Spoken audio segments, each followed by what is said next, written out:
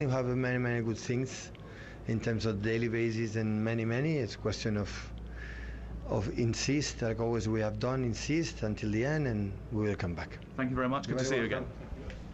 There you go, Pep Guardiola live on TalkSport from the Etihad with Sam Matterface after Man City 0, Spurs 2. We've got a goal already in the 3 o'clocks. It's at the Vitality. Matt Murray and Alex Crook. And it's Bournemouth 1, Wolves 0. Marcus Tavernier with a goal after only 4 minutes. The visitors gave the ball away midway inside their own half. It's a really clever disguised pass by Antoine Semenyo, teeing up Tavernier, who got his shot away. It took a massive deflection off Emmanuel Agbadou, the Wolves defender. Wrong foots the goalkeeper Jose Sarr and nestles in the back of the net off the underside of the crossbar. Wolves has had a really good chance at the other end to take the lead just before that. Marshall Monetzi, brilliant strength, holding off the challenge from Marcus Senesi, but he couldn't keep his shot down. A missed chance at one end, Matt, and an opportunity taken at the other. Yeah, and it's those fine lines, and you talk about both teams coming off the back of difficult results the weekend before, and just for Monetzi, he's done so well. You know he's good at running behind, but it wouldn't quite sit for him, and he just gets nudged off it and fires over. But from a Wolves point of view, they'll be disappointed how they lost the ball in midfield, but you talked about it there, the quality of the disguise from Semenyo to play into Tavernier, and then yes, there's a bit of luck. The shot comes off the defender. Sarr stands no chance, he has to dive for it, comes off the inside the bar. Now let's see how Wolves react, but these Bournemouth fans are right up, and Wolves didn't want this a poor start, but for the home team, great start and they lead. And there's been a lot of talk this summer, Adrian, about the players that Bournemouth have lost, particularly from their back line. Keeping Antoine Semenyo, who did hold talks with both Tottenham and Manchester United, might just be the best piece of business they'll do in this window. Bournemouth 1, Wolves 0. First goal in the Premier League from the 3 o'clock kickoffs. Bournemouth leading Wolves 1-0. Wolves are terrible in August. One win in the last 22 August games, and they're losing already this afternoon. Told you Northampton were 1-0 up against Exeter on loan from Man United. Ethan Wheatley with the goal. Kevin Nolan, the Northampton manager, said they have to be more ruthless. 10 shots, 3 on target, no goals, as they lost 1-0 to Lincoln on Tuesday. Well, they've been more ruthless early on in this game. They lead Exeter 1-0. League 2, couple of goals. Shrewsbury having a shocker. 1 point from 4 games. Scored only 1 league goal. Already 1 down at Swindon Town. Swindon 1, Shrewsbury 0. Michael Appleton saying he's very concerned and stating the obvious: we need to be better. Harrogate 0, Chesterfield 1, also in League 2. Harrogate unbeaten. Chesterfield were 100% until they were thrashed 4-1 at Gillingham on Tuesday. In fact, Paul Cook, the Chesterfield manager, angry and claimed he was told by the ref's chief after the game that the 2 penalties Gillingham got midweek should not have been given. Sunderland should be in front here at Turf Moor. Mickey Gray. They certainly should. Burnley 0, Sunderland 0, but it's Sunderland who've had the best opportunity. It came from a diagonal cross into the box from Alderete, and it was Dan Ballard who leaped highest at the back post, just headed it straight across the 6-yard area, and Mayenda was there just hoping to just tap the ball into the back of the net. It has to go down as a wonderful save from ex-Newcastle goalkeeper Martin Dubravka, but Burnley are just starting to grow into the game themselves now. Sunderland momentarily we're down to 9 men. 2 players were off the pitch in Siddiqui and Dan Ballard, but I think both players are coming onto the field now, and as I speak, Dan Ballard, the problem he had meaning he's going to have to leave the field very early, and I think it's Jensen Seelt who's coming back onto the pitch. He was left out the starting 11, so there's an early change in this game for Sunderland at the back, but a good start to the game. Burnley 0, Sunderland 0. Well, that is a big blow. Dan Ballard, leader on and off the field. He great in both boxes. He's an old school type of centre half. That is a big blow for Sunderland already. He's had to go off. Let's head to Deepdale. Simon Crabtree. Yeah, it's a penalty for Preston North End. It's still Preston North End 0, Ipswich Town 0. Mulliton Osmajic won the penalty, takes the penalty and scores the penalty inside 11 minutes, pushes it past Alex Palmer. He's scored in every single championship game so far this season, and as I say, after just 10.5 minutes, it's already Preston North End 1, Ipswich Town 0. Well, Ipswich have drawn both their league games 1-1. Preston, given the lack of transfer business, I thought a few people were thinking Preston might struggle this season. I was certainly one of those, but they're unbeaten. They've won 2 so far. So Osmajic, 3rd goal of the season for him. Another goal in League 2 as Barrow lead 1-0 at Colchester United. Jack Earing with the goal. Let's find out what's happened early stages at the G-Tech in the Premier League. Troy Deeney and Ian Abrams. 10 gone, Brentford 0, Aston Villa 0. Villa on the attack at the moment. Sustained pressure actually from them, pinging the ball one side to the other. The ball inside the box though, it goes right through. The other end we've had the main chance though. Mikael Damsgaard, some wonderful football left hand side of the penalty area, waltzing through the Villa defence with a shot that curled just wide of Emi Martinez's goal. Troy Deeney, I think he's really underrated by a lot of people. Doesn't get the credit he deserves. No, absolutely not. But he's been fantastic, and I know Keith Andrews is looking at him as being a key player for this year. But he was wonderful play, and Aston Villa started the game really sloppy, turning over the ball, missing tackles, and Brentford have been good. But it's just settled down now, 10 minutes in, and it's all Aston Villa. They're keeping it, sustained pressure, as you just say, but no real chances for Aston Villa just yet. No, Kelleher hasn't had a save to make, and nor has Martinez, to be fair, but that was close from Damsgaard. 10 gone, Brentford 0, Villa 0. Let's get a goal of the CBS, Jeff Peters.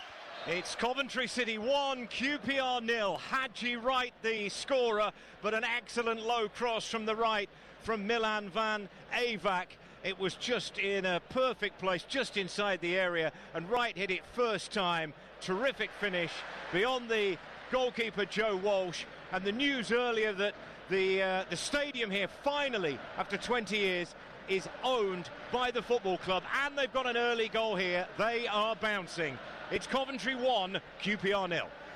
Yeah, Coventry won 5-3 at Derby last week, 4 points from their opening 2 games. But here's a quirky stat. Frank Lampard scored all those goals in his career, played against QPR 7 times, never scored against them. Extraordinary. Premier League then, Man City were beaten 2-0 at home by Spurs earlier, live and exclusive on TalkSport. Brennan Johnson and Joao Polini with the goals, both in the first half.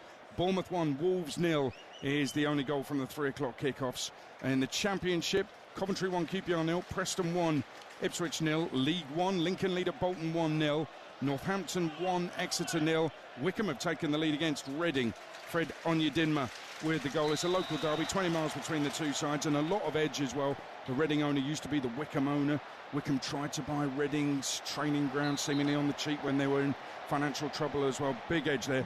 Wickham 1, Reading 0. Goal in the Premier League of the G-Tech. Troy Deeney and Ian Abrams. It's Brentford 1, Aston Villa 0, and you can have all the possession you like, but if you don't do anything with it, and then you get hit on the counter.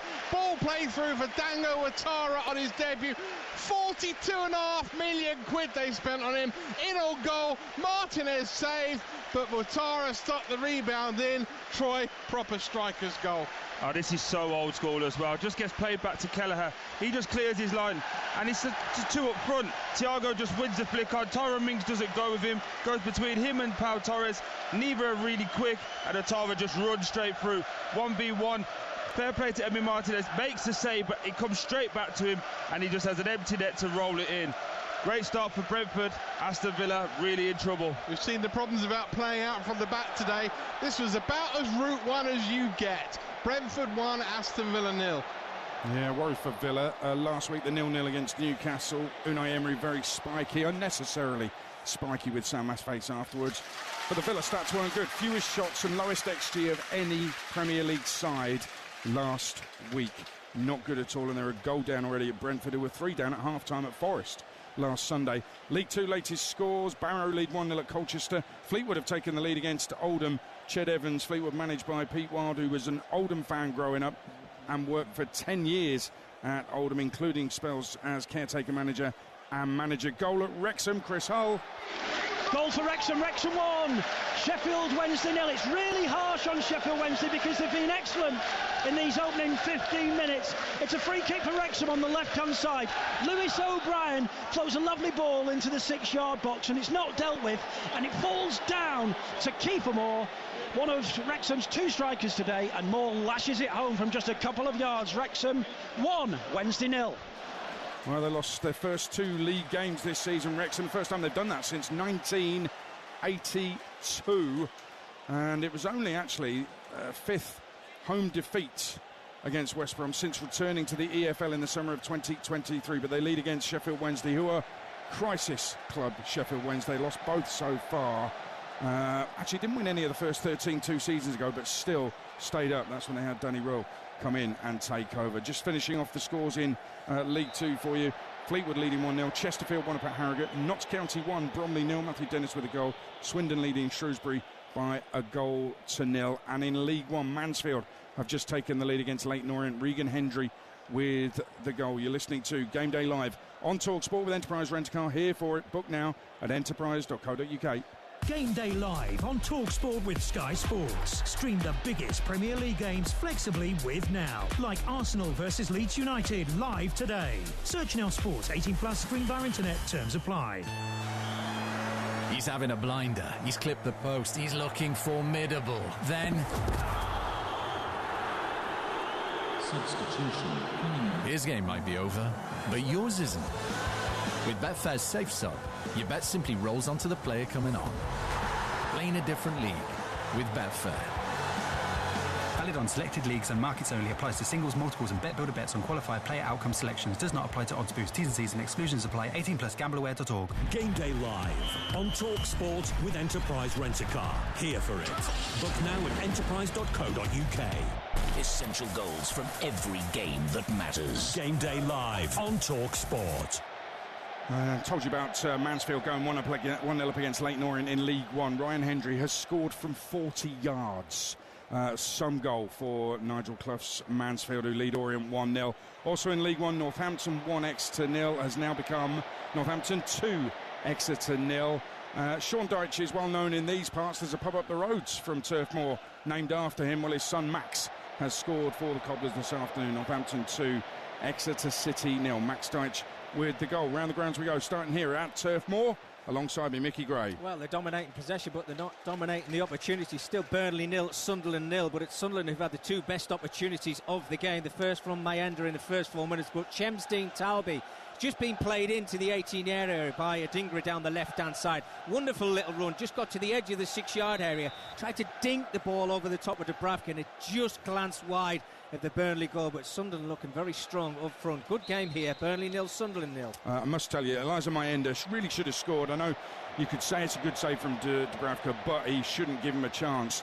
Mayenda, who scored last week, Mickey, did a blind ranking Premier League strikers in history. Alan Shearer, he put 10th. That's how to win over the Sunderland fans. Let's go to the Etihad. Spurs won 2-0. Here's Thomas Frank with Sam Matterface. Yes, Adrian, I'm with Thomas Frank in the aftermath of that victory against Manchester City. Great victory, full of endeavour and discipline. How did you see it? Great win, great performance in many ways. I thought the first 35 minutes was very even, with City slightly on top. I think the goal shifted the momentum, the first goal. Second half, I thought we were exceptional. I think the way we kept playing, kept pressing, kept being super aggressive. Impressed me a lot. And then we got a clean sheet. Another clean sheet. Last year we only got 6, so there's been a big focus on clean sheets. That's easy, but all the defensive phases are high pressure, aggressive, middle block, what do we do there? Low block, how do we defend the box? Mentality to block shots and stuff like that. So big praise to the boys. Yeah, you need big moments though as well, and Mickey van der Ven came up with a big moment, didn't he? What did you make of that? Fantastic. What I loved about that clip, if you look it back, I think everyone should do that. That's 10 players head down, sprinting back under. So that's what I love the most about it, and then a little extra praise to Mickey. You were great out of possession, brilliant at pressing from the front, and obviously caused problems for their goalkeeper.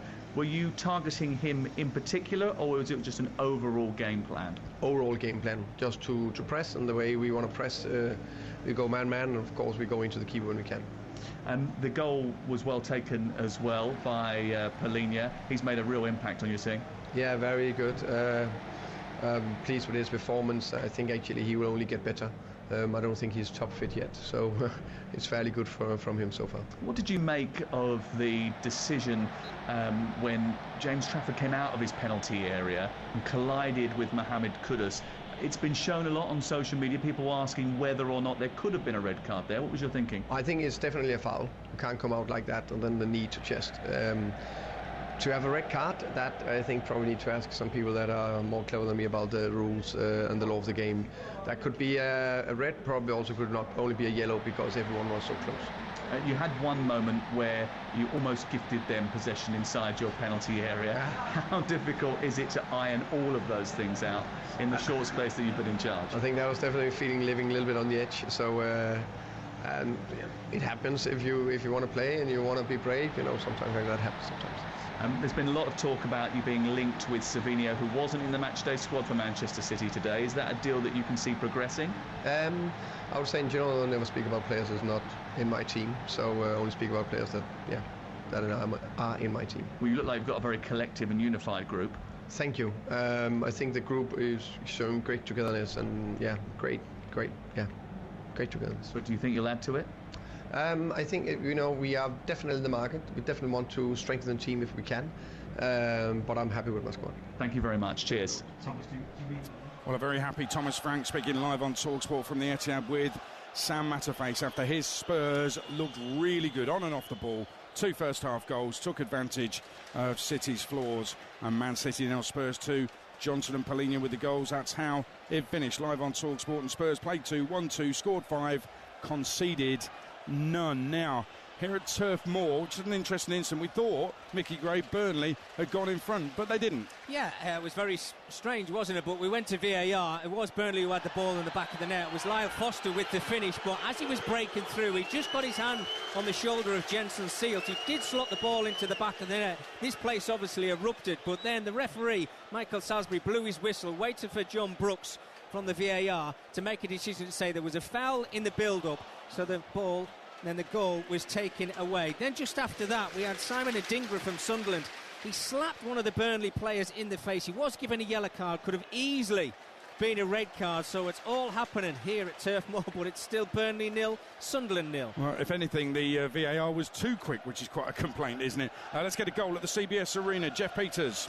It's Coventry 2, QPR 0. Hadji Wright with the opener, but Brandon Thomas Asante is the man who's got the second for them. A thumping right foot finish. Again, dreadful defending from QPR.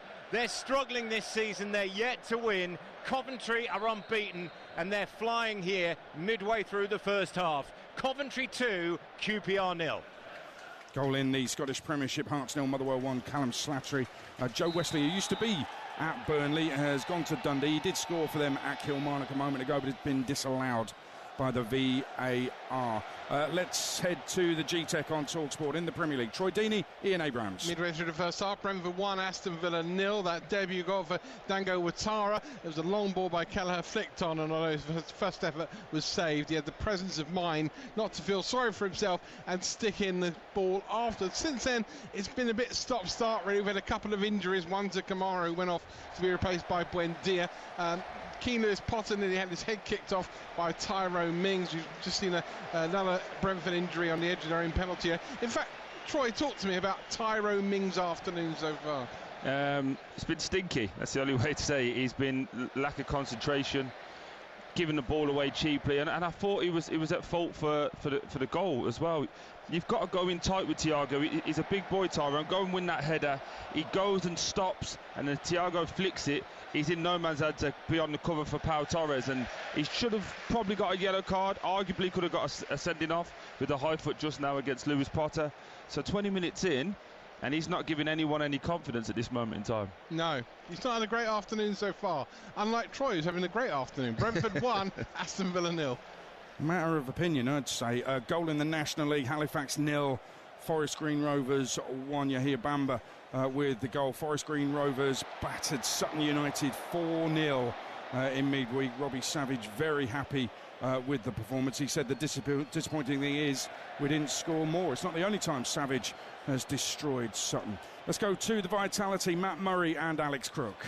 Where it's still Bournemouth 1, Wolves 0. Marcus Tavernier with a goal after only 4 minutes. Really open game this, though. Chances at both ends since you were last here. Bournemouth inches away from doubling their lead. David Brooks with a wonderful cross floated in from the right-hand side. It was met by Antoine Semenyo, who made the goal. He was inside the 6-yard box. He simply had to score, and he fired against the underside of the bar. At the other end, really good opportunity for Wolves as well. Cross from the right, met by Jorgen Strand Larsen, a Newcastle target. He put his header down into the ground. It was pushed wide by Georgi Petrovic in the Bournemouth goal. Matt, probably Strand Larsen should have scored. Yeah, he should. should, yeah. It was a really good cross from Hervé, who hopefully is okay. He went down awkwardly, but a good flowing move from Wolves. Cross came in, Larsen central to goal. Troy Deeney would have buried it, I tell you that. I just think that coming onto it, he could have directed it into the corner. So it was a smart save, but like you say, Petrovic, a goalkeeper that calibre, expected to save it. The Semenyo one is harder than people think. When you're a goal doing lots of crossing and finishing sessions, it's amazing how many often people miss from there. Brilliant ball in from Brooks. Semenyo combining like they did at Anfield, but this time back off the inside of the bar. But I also feel that Bournemouth look a real threat from corners. They've forced a lot come in. At the moment, Sarr's dealt with them. But yeah, good open game and big chances at both ends. Wolves have never lost here at the Vitality in the Premier League, but they're behind this afternoon. It's Bournemouth 1, Wolves 0. Championship goal at the Hawthorns for John Dunn.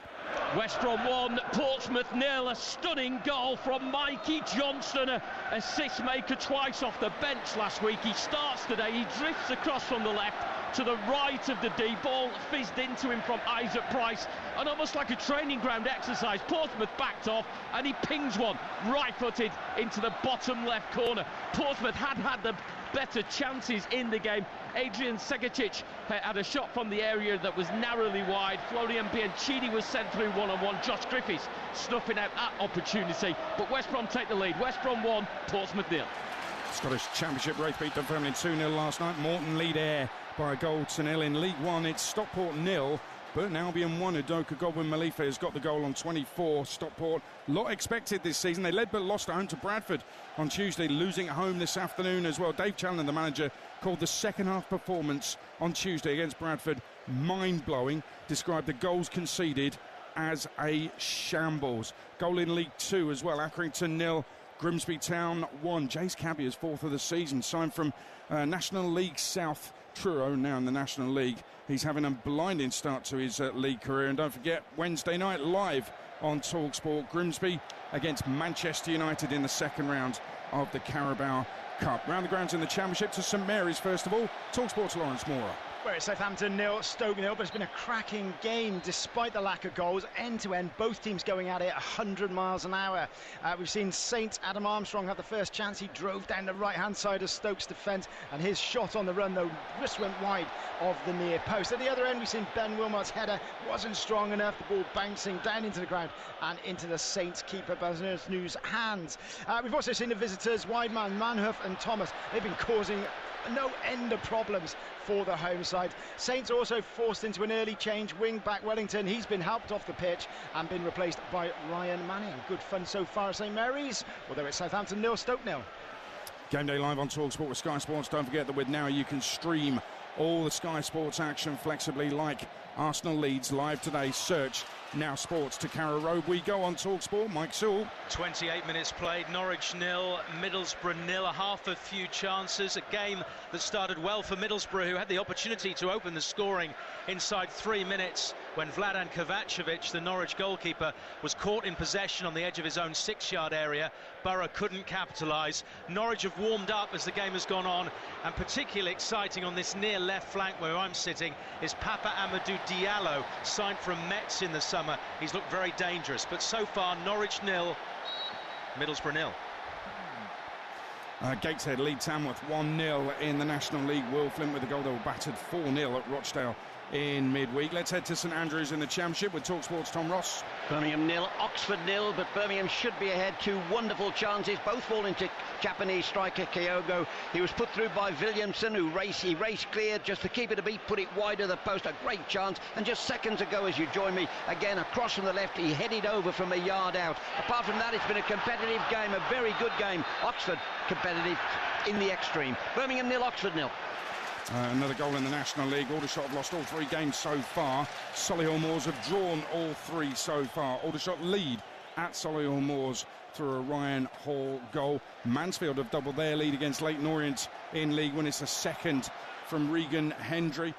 Let's head for a goal at the racecourse. Chris Hull. Yeah, bang on the half-an-hour mark. It's now Wrexham 2, Wednesday 0. This is so cruel on Sheffield Wednesday because they've had 58% possession and all the chances. It's Kiefer Moore once again with his second goal for the club and his second of the afternoon. Shot comes in from the edge of the box. Ethan Horvath on debut spills it, and there's more to lash it home from a couple of yards out. Wrexham 2, Wednesday 0.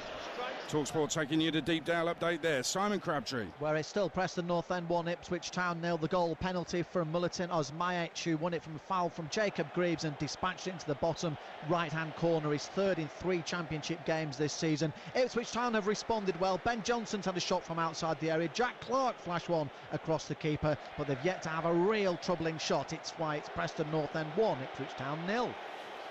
Wimbledon lead Barnsley 1-0 in League One. Matty Stevens was going through a bit of a barren spell. Now he can't stop scoring at the moment for the Dons. He's got the goal this afternoon just before the half-hour mark. Wimbledon, who lost to Cardiff, conceded the only goal in injury time. Cardiff started the 3 o'clock games at the top of the table after their win at lunchtime.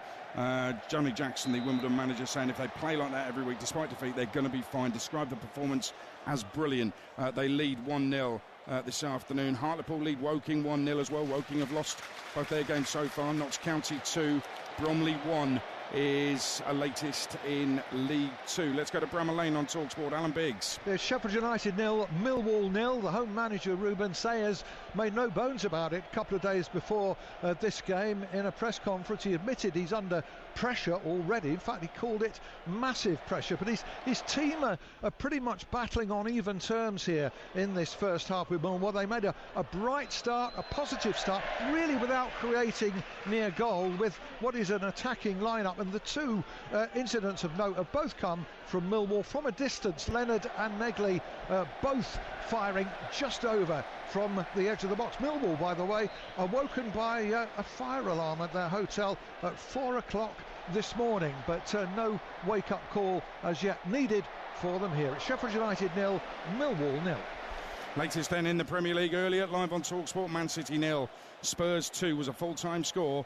Bournemouth 1, Wolves 0, Brentford 1, Aston Villa 0, Burnley 0, Sunderland 0 here at Turf Moor.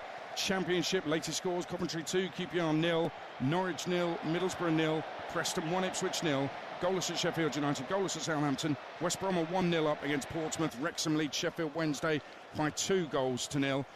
In League 1, Wimbledon 1, Barnsley 0, Bolton 0, Lincoln 1, Mansfield 2, Leyton Orient 0, Northampton 2, Exeter 0, Stockport 0, Burton 1, and Stockport have had Brad Hills sent off after half an hour. Straight red card for the man they've just signed from Norwich City, who was on loan last year. They say never fall in love with a loan player. Well, the Stockport fans fell in love with him and he went and signed for them. He's got a tattoo saying create your own luck. Well, he's just been sent off. Straight red. They're trailing 1-0 and a man down as well. Wickham lead Reading 1-0, and in League 2, Barrow 1 up at Colchester, Fleetwood 1, Oldham 0, Chesterfield lead 1-0 at Harrogate, Notts County 2, Bromley 1, Swindon 1, Shrewsbury 0, and in the National League, Gateshead 1, Tamworth 0, Forest Green 1 up at Halifax, Aldershot lead at Solihull Moors by 2-0 now. Tristan Abrams has just got the second, and it's Hartlepool 1, Woking 0, and in Scotland, Motherwell 1 up at Hearts, and in the Championship in Scotland, Morton 1 up, Partick lead at Ross County 1-0, St Johnstone 1, Arbroath 0. This is TalkSport. Game day live on TalkSport with Enterprise Rent-A-Car. Whatever it is, we're here for it. He's having a blinder. He's clipped the post. He's looking formidable. Then substitution. His game might be over, but yours isn't. With Betfair's Safe Sub, your bet simply rolls onto the player coming on. Playing a different league with Betfair. Valid on selected leagues and markets only. Applies to singles, multiples and bet builder bets on qualified player outcome selections. Does not apply to odds boost. T's and C's and exclusions apply. 18 plus gambleaware.org. Game day live on TalkSport with Sky Sports. Stream the biggest Premier League games flexibly with Now. Like Arsenal versus Leeds United live today. This afternoon. Now what's happening at the Vitality in the Premier League? Matt Murray and Alex Crook. Still Bournemouth 1, Wolves 0, courtesy of Marcus Tavernier's early goal for the home side. Wolves have been forced to make an injury-enforced change here. Keanu Hoover went down after an aerial challenge with Antoine Semenyo. Landed very awkwardly on his knee. Did play on for a good 5 or 6 minutes after that before going to the turf again. Jackson Chachwa has come on to make his appearance here at the Vitality, one of Wolves' summer signings. But you said straight away, Matt Murray, when Hoover went down, that he should have come off there and then. Yeah, I really felt for him, because I'm a player who's had injuries and I've done my cruciate, and I hope it isn't that. But when as he jumped, he got bumped in the air, landed with that straight leg, and you saw it buckle, and you just get a little pop, and you think, oh, I can keep going, but then your knee doesn't feel stable. He's obviously tried to go through it. He's had a bit of treatment, but then he's had to sit down, and he's come off. And you feel for him, because he came into Wolves, only had a few chances, been out on loan, come back, looked like it was going to be his shirt, but yeah, big opportunity now for Chachua. He's meant to have lots and lots of pace, so let's see what he brings. It's a debut for him, but yeah, a concerning moment for Keanu Hoover for sure. A Bournemouth good value for their lead. Wolves have had a couple of opportunities at the other end. Yeah, but all in all, I think Bournemouth have been the better side for sure. I think every time they go forward, they look a real threat. Semenyo's been outstanding. David Brooks, the creativity. But what Bournemouth impressed me with as well is their recovery runs, how they work out of possession to get back into shape, to control Wolves' recovery runs. So Wolves are on the attack now. Yeah, they are crossed into the area, looking for Strand Larsen. It's a flying header away by Giacchite inside his own penalty area. Cross comes back in, and Petrovic rather flapped at it, but he got enough on it to clear the danger, and it stays Bournemouth 1, Wolves 0. Now back to the Championship, back to the CBS. The Sky Blues are sky high on goals. Jeff Peters. It's Coventry City 4, Queen's Park Rangers 0. They've just scored 2 in the space of a couple of minutes. Adding to that Rodoni strike, Haji Wright's got his second of the afternoon. Brandon Thomas Asante, who scored the Sky Blues second, he got the assist for this one. He held off a challenge, laid it into Wright, and Wright struck it back across the goalkeeper into the corner.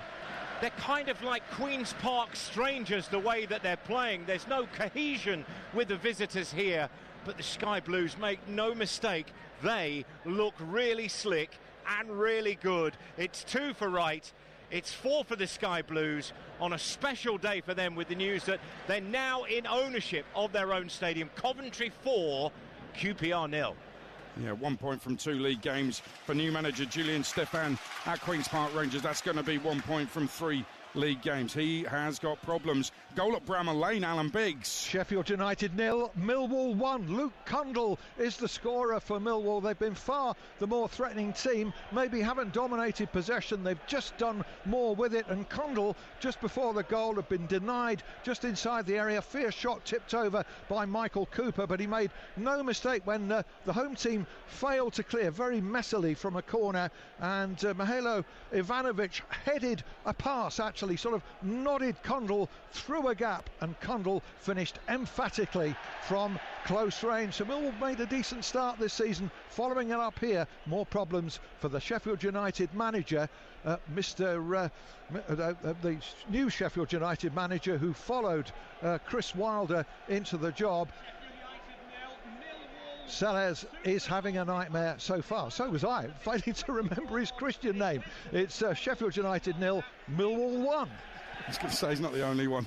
We've all done it. Orient have put one back at Mansfield 2-1. Josh Corrimer has got his third already of the season on his return for a second spell at Orient, where he came through the ranks. And Sutton have cancelled out Scunthorpe's opener. That's 1 apiece. Jack Taylor with the goal. It was Declan Howe again scoring for Scunthorpe, that in the National League. What's been going on here at Turf Moor in the Premier League? Mickey Gray. 39 on the clock. Burnley 0, Sunderland 0, and it's gone a bit scrappy over the last few minutes, albeit Kyle Walker's looked lively as a right back, and his lovely little give and goes trying to get into Sunderland's opposition half. But Sunderland, I was just speaking, Diarra picked up the ball on the edge of the 18-yard area. There's no flow between the front three like there was last weekend against West Ham. They've got to try and get something going. Bright start to the game for Sunderland, but they look a little bit sloppy at the moment, pretty much like it was last week. So hopefully we get a better performance in the second half, and certainly from Burnley's perspective as well, they need to try and find some opportunities. Burnley 0, Sunderland 0. Dan Ballard going off is a big blow. Just explain to us how big a blow that is. Well, he's been fantastic, Edwin. You go back to the end of last season in the semi-final of the playoffs and in the final of the playoffs, in his first day of the season against West Ham, scoring a goal with his head. He's been absolutely fantastic, the rock if you like. But he went up for that header. I said that early chance from Mayenda. He landed a little bit funny in his groin. He's just holding on to his groin, so they had to make that change, and it was Silt who came on for Dan Ballard. So, yeah, it's just upset the flow a little bit defensively, and you just hope that they're going to be OK moving forward. Yeah, Dan Ballard, a big presence, centre-back for Sunderland, going off injured. That's a dive for a penalty. That should be a booking, really, Mickey, shouldn't it? Yeah, it should be. I mean, it's Meander who's got himself into the 18-yard area, and he's just fell to ground. I don't know if it's a Stev or a Dal who's just pulled him down, but there was no challenge or malice in the challenge whatsoever. Meander, he's got himself back to his feet very quickly, and got to be careful. Indeed, it's still Burnley 0, Sunderland 0, goal at St Andrews in the Championship. TalkSport's Tom Ross. Birmingham 1, Oxford 0. The pressure's been coming for some time. They've had some good chances, but this time it was the midfielder Paik who put the ball just inside the area and drove it low to the right-hand side of the keeper. Super goal. Birmingham 1, Oxford 0. First league meeting between the two sides this century. Gary Rowett scored 2 the last time these two clubs met. He was a right-back for Birmingham, who won 7-1 at Oxford's Old Manor Ground. Gary Rowett, the Oxford United manager. They've lost both games so far. They are losing this afternoon at Birmingham, his old club, by 1-0. Let's head to the G-Tech in the Premier League. Troy Deeney and Ian Abrams. Forward to the break, still Brentford 1, Aston Villa 0. The goal scored by Ouattara on his debut, but since then the game has been really upset by lots of stoppages in play, although there could be an opportunity here for Brentford. Ball played inside the penalty area, just wasn't played right by Ouattara as he tried to slide in Kevin Schade. At the other end, Villa have had so many corners, Troy. They've been linked with Nicholas Jackson. Do they need him? Absolutely, they need him. I put down on my notes, toothless. Aston Villa going forward. It's long throws, it's set pieces. It's just not looking right in the midfield for me. There's too many central players. So you've got Buendia on, you've got Rogers, you've got McGinn, Tielemans. They're all coming into the middle of the pitch. I don't know how bad Marlon is, but they need to put him on. They need a winger just to open up this pitch. But the two centre-halves have been playing like it's a pre-season game for Aston Villa. Tyrone Mings and Pau Torres, they're literally just passing it between each other. They're just giving a throw-in away on the edge of their own 18-yard box. And by the way, this boy can throw it. Yeah, Go to the back of the back post, isn't it? Michael Kayode has already had one throw. It almost landed in a different postcode. It was that long, and he's got one now. It's no more than 10 yards from the corner flag. I mean, if you're a Torres or a Mings now, you've got to see it through to half-time, haven't you? Absolutely, and that's what they'll be trying to do. And I think Unai Emery's got a big chat to come up here because they haven't been good to start this season. They certainly haven't. They haven't even scored a goal yet in the Premier League. It's another long throw! By Mikkel Damsgaard! We told you Coyote had a long throw. This was absolutely enormous. It came down with snow on it. It wasn't dealt with by the Villa defence. And Troy, I'm sorry, I saw you score a lot of goals, mate, but you'd have loved one like that. That's an unbelievable finish. Has he just... Oh, no, he's not ruled out. Oh, my God. Oh, he's not ruled out. Oh, if that's a foul on the goal... It's been disallowed for a foul on the goalkeeper. How protected a species are they? Honestly, this is... If he gets away with this, Martinez, this is unbelievable acting. It's been a long throw. He comes out to try and punch it, flaps at it. As it drops to Damsgaard, 12 yards out. Technique is beautiful. Hits it on the volley, barring in, and everyone's going wild. And now VAR are checking, but I guarantee you this keeper will get away with it. He will get away with it. I tell you, he's come and he's spilt it. He'll be in EastEnders next week, but Brentford don't have a goal. Brentford 1, Villa 0. We've, meantime, had 2 goals at Carrow Road in the Championship. Mike Saul. 2 goals in just over 2 minutes. 2 goals for Middlesbrough. Norwich 0, Middlesbrough 2. The first of them scored by Finn Azaz. The second by Tommy Conway. And both of them really could have been avoided by Norwich. The first goal, there was too much space in the midfield for Hayden Hackney to find Azaz in the penalty area. His left foot shot took a slight deflection of Jakov Medic and beat Kovacevic at his near post. The second one, they lost possession inside their own half. Aidan Morris got to the dead ball line and cut it back for Conway, who will not score an easier goal. An excellent finish to the first half. It's Norwich 0, Middlesbrough 2. And there's another one at Coventry, Jeff Peters. And it's another one for Coventry. Coventry 5, QPR 0. And they might get a 6th here as Van Avermaet on the right-hand side slices one wide. Jack Radoni's got his second of the afternoon, adding to the 2 for Hadji Wright and 1 for Brandon Thomas Asante. They scored 5 at Derby in the win last week, did the Sky Blues, and they've got 5 before half-time here. We are in added time. It's fair to say this has been an extremely one-sided first half. Coventry 5, QPR 0. I remember the stat I gave you early on this afternoon. Frank Lampard as a player couldn't score against QPR. Well, his Coventry side can score against QPR. They're running right. 5-0 up already. Reading equalised at Wycombe 1-1, Mamadi Kamara. Reading have gone in front at Wycombe 2-1. Captain Lewis Wing with the second. Oldham equalised at Fleetwood 1-1. Regan Ogle on 44. And somebody who'll be very happy with that goal against Pete Wild's side. Hartlepool 2, Woking 0. Cameron John with the second in the National League. That one. Bring you the goals as they go in this afternoon on TalkSport to the Vitality. Matt Murray and Alex Crook. It's Bournemouth 1, Wolves 0. We're in the third of 5 added minutes at the end of this first half. It has been a little bit stop-start. Of course, we had that injury for Wolves as well. Keanu Hoover forced off after landing awkwardly on his knee. Bournemouth in front, as they have been since the 4th minute. Marcus Tavernier's shot deflected in off the underside of the crossbar. And we've just seen Alex Scott balloon an effort over from the edge of the penalty area after patient build-up from the Cherries. You mentioned, Matt, earlier about their threat at set pieces. That latest chance came from a long throw over on the far side. It was interesting because Andoni Iraola, the manager, was bemoaning the fact that his team were too short yesterday in his press conferences. They need maybe a little bit more physicality and one or two taller players. Yeah, maybe, and that might have caused Wolves a few more problems, but they still look dangerous, I think, when they've come in, and Wolves haven't looked overly convincing. I think, say, Jose Sá was again the one who came and dealt with it and punched it, but I think out of the two managers, he's definitely going to be the happier. For Vitor Pereira, Wolves, they're just lacking that creativity. They're having the ball, but there's no one who's really running in beyond. There's no one with that bit of magic, and that's when you lose the likes of Cunha out your team. That's what they're missing. So Adrian asked me in the build-up, I'm being concerned about the recruitment, and this is certainly showing it. So Wolves not really threatened at all, and Bournemouth looking very, very comfortable. Yeah, it's a pretty solemn away end over on the far side at the moment. It's Bournemouth 1, Wolves 0.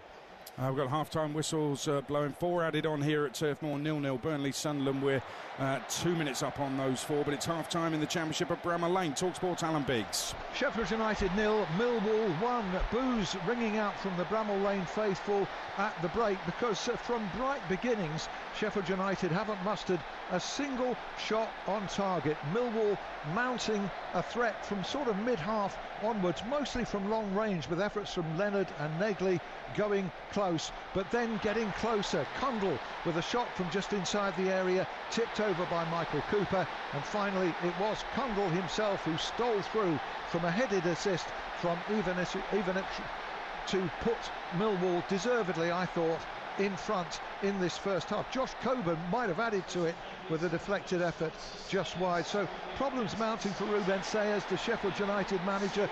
Lost all his previous 3 games so far. This could be a 4th, and when you're following a manager like Chris Wilder, who was so popular, you simply can't afford this sort of beginning to a managerial tenure. It's going to be a big second half for the home team here at Bramall Lane. Sheffield United 0, Millwall 1. And it's been a big first half for Borough at Norwich. Half-time, Mike Sewell. Norwich 0, Middlesbrough 2. The Borough fans ending the half singing, "We are top of the league." That's because Finn Azaz and Tommy Conway scored twice inside 2.5 minutes at the end of the first half. It was a warning sign prior to that, because Norwich gave the ball away just a minute earlier when Aidan Morris chipped it over the bar and struck the stanchion behind the goal. Borough have been very confident, very composed during the first half. Norwich have had their opportunities, but the goals came first of all with plenty of space in the central area for Hayden Hackney to find Finn Azaz, and from inside the box on the left, his shot took a slight deflection off Jakov Medic and beat Vladan Kovacevic at his near post. The second, Topic was robbed of the ball. Aidan Morris got to the dead ball line, and he made it easy for Tommy Conway to put the ball in from about a yard out. Norwich's best chance, Papa Amadou Diallo with a long-range curling effort just wide. Middlesbrough very much on top though. Norwich 0, Borough 2. Burnley going close but not close enough, still playing in fact half-time here at Turf Moor, but we'll go, it's 0-0. We'll find out what's happened in the first 45 shortly. We'll go to the Vitality and round up the first 45 there. Half-time whistle's gone for Matt Murray and Alex Crook. Bournemouth 1, Wolves 0. It took only 4 minutes for the home side to get their noses in front. Wolves gave the ball away midway inside their own half. It was a really clever disguised pass from Antoine Semenyo, teeing up Marcus Tavernier. His shot took a huge deflection, wrong-footed the Wolves goalkeeper Jose Sarr before finding the back of the net. Off the underside of the crossbar, Semenyo could have doubled the lead just 6 minutes later. It was a wonderful cross from the right-hand side, curled in by David Brooks. Semenyo 6 yards out, beat the goalkeeper Sarr, only to see on this occasion the ball rebound off the underside of the bar and away to safety. Wolves have had a couple of good chances of their own. Marshall Manetzi, before they fell behind, he showed really good strength to get the better of Marcus Senesi before firing high over the crossbar. And Jorgen Strand Larsen, subject of interest from Newcastle going into the final week or so of the transfer window, he put a downward header into the ground that was pushed away by Georgi Petrovic in the Bournemouth goal. Wolves have also suffered an injury blow in this first half. Keanu Hoover forced off after landing awkwardly on his knee. But overall, Matt Murray, I think Bournemouth looked like a side who are upwardly mobile, and Wolves look like a team who've lost their 3 best players this summer. Yeah, and obviously, you know, Bournemouth lost some good players as well, but yeah, it's definitely Wolves are the ones. They look like they're lacking confidence, lacking energy, lacking that sort of real belief. I feel this forward line of Bournemouth is really, really good, really dangerous. But I think in and out of possession, definitely Bournemouth have been the better side. But the positive from a Wolves point of view is conceding so early on that they're going in at half-time, only 1-0 down. They'll be able to get, you know, the manager will get into them. Peter Pereira will get them running, get them working. But I think Bournemouth look very, very well organised. They're playing safe with some real quality. Their set pieces look really dangerous, and yeah, at the moment, you only seem like being a home win this afternoon. I wonder if Wolves are going to make another change at half-time, because Hugo Bueno is out there stripped and warming up. Looks like they may have picked up another injury issue. Not a great afternoon for Vitor Pereira so far. Half-time here, Bournemouth 1, Wolves 0. And half-time here at Turf Moor, Mickey Gray. Well, it's Burnley 0, Sunderland 0, and it was the away side who started to gain the brighter with early chances from Mayenda and Talby, who both should have done better. And a blow for Sunderland with Ballard having to leave the pitch with injury upset the flow of the away side. But it was Burnley who thought they took the lead on 18 minutes when Foster rubbed the ball from Sealt and slotted the ball, but VAR intervened and the goal was chalked off for a foul in the build-up. Just before the break, Hannibal Cross found Jadon Anthony, who should have really done better. The first half, that was sloppy, but both sides certainly need to do more in the second half. At the break, it's Burnley 0, Sunderland 0. Halifax have equalised home to Forest Green in the National League 1-1. Brackley leading Rochdale 1-0. All the half-times coming up. To the Vitality, I think it's nearly half-time there. To the G-Tech rather. Nearly half-time there. Troy Deeney and Ian Abrams. Yeah, on the cusp of it. We played all 7 of the added minutes, and it's Brentford 1, Aston Villa 0. Should be 2. Absolutely should be 2. I think I speak for nearly everyone inside the stadium who isn't of a Villa persuasion, Troy, that it should be 2. The Damsgaard goal was phenomenal. Long throw. Emi Martinez drops it, and Damsgaard on the volley via the underside of the bar stuck it in, disallowed for VAR for a foul that only they could see on the goalkeeper. The goal that does separate the two, scored by Ouattara. It was a long clearance by Kelleher, flicked on Ouattara in on goal. Saw Martinez save his first effort, but was of the presence of mind to put the rebound into the back of the net as the half-time whistle goes. Listen, Villa haven't been good enough, but how on earth have they got away with only being 1 down? I don't know. I've got a friend of mine who's actually here at the Villa end and said we got away with 1 there. That sums it up. Again, Aston Villa have been really poor, really sloppy. For Brentford, they've had more intent, very dangerous from some set pieces. Massive team talk coming up for Unai Emery now, I feel. This Villa team are going through the motions, look a little bit entitled, look a little bit like they feel that they should beat Brentford because they're Aston Villa. Watkins at the end of the half. Absolutely. So now, massive team talk, but for Keith Andrews, loads of positives, and now want to come out and start this second half all over again. Yeah, for those who are worried about Brentford under Keith Andrews, don't worry, this man can manage. It's Brentford 1, Aston Villa 0. Well, we'll see. It is only 1.5 games into the season. A bit like the Spurs win at Man City earlier, just the second game. Everybody stay calm. Let's get half-times at Coventry in the Championship. First of all, what a first half for Frank Lampard and the Sky Blues fans. Jeff Peters.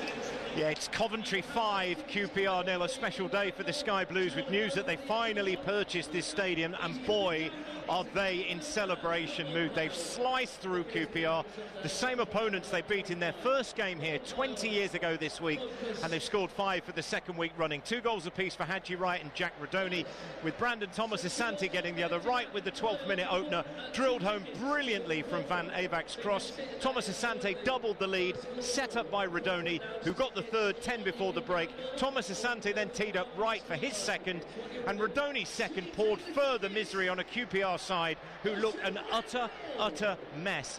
They have been blown away here by Frank Lampard's free-flowing side. Coventry 5, QPR 0. Let's get half-time at St Mary's. TalkSport's Lawrence Mora. Southampton 0, Stoke 0. The Potters, who started the top of the table, probably the better of the two teams overall, but the best 2 chances fell to Jay Robinson of the Saints. His left-footed effort from just outside the area, beautifully struck by the teenager. He wheeled away to celebrate, but the ball came back off the post. Then, via a deflection, it landed back at Robinson's feet, and he lashed it against the same post. Incredible from an 18-year-old who looks set to be the man who steps into the shoes of Tyler Dibling. At the break, Southampton 0, Stoke 0. Half-time in the Hawthorns, John Dunn.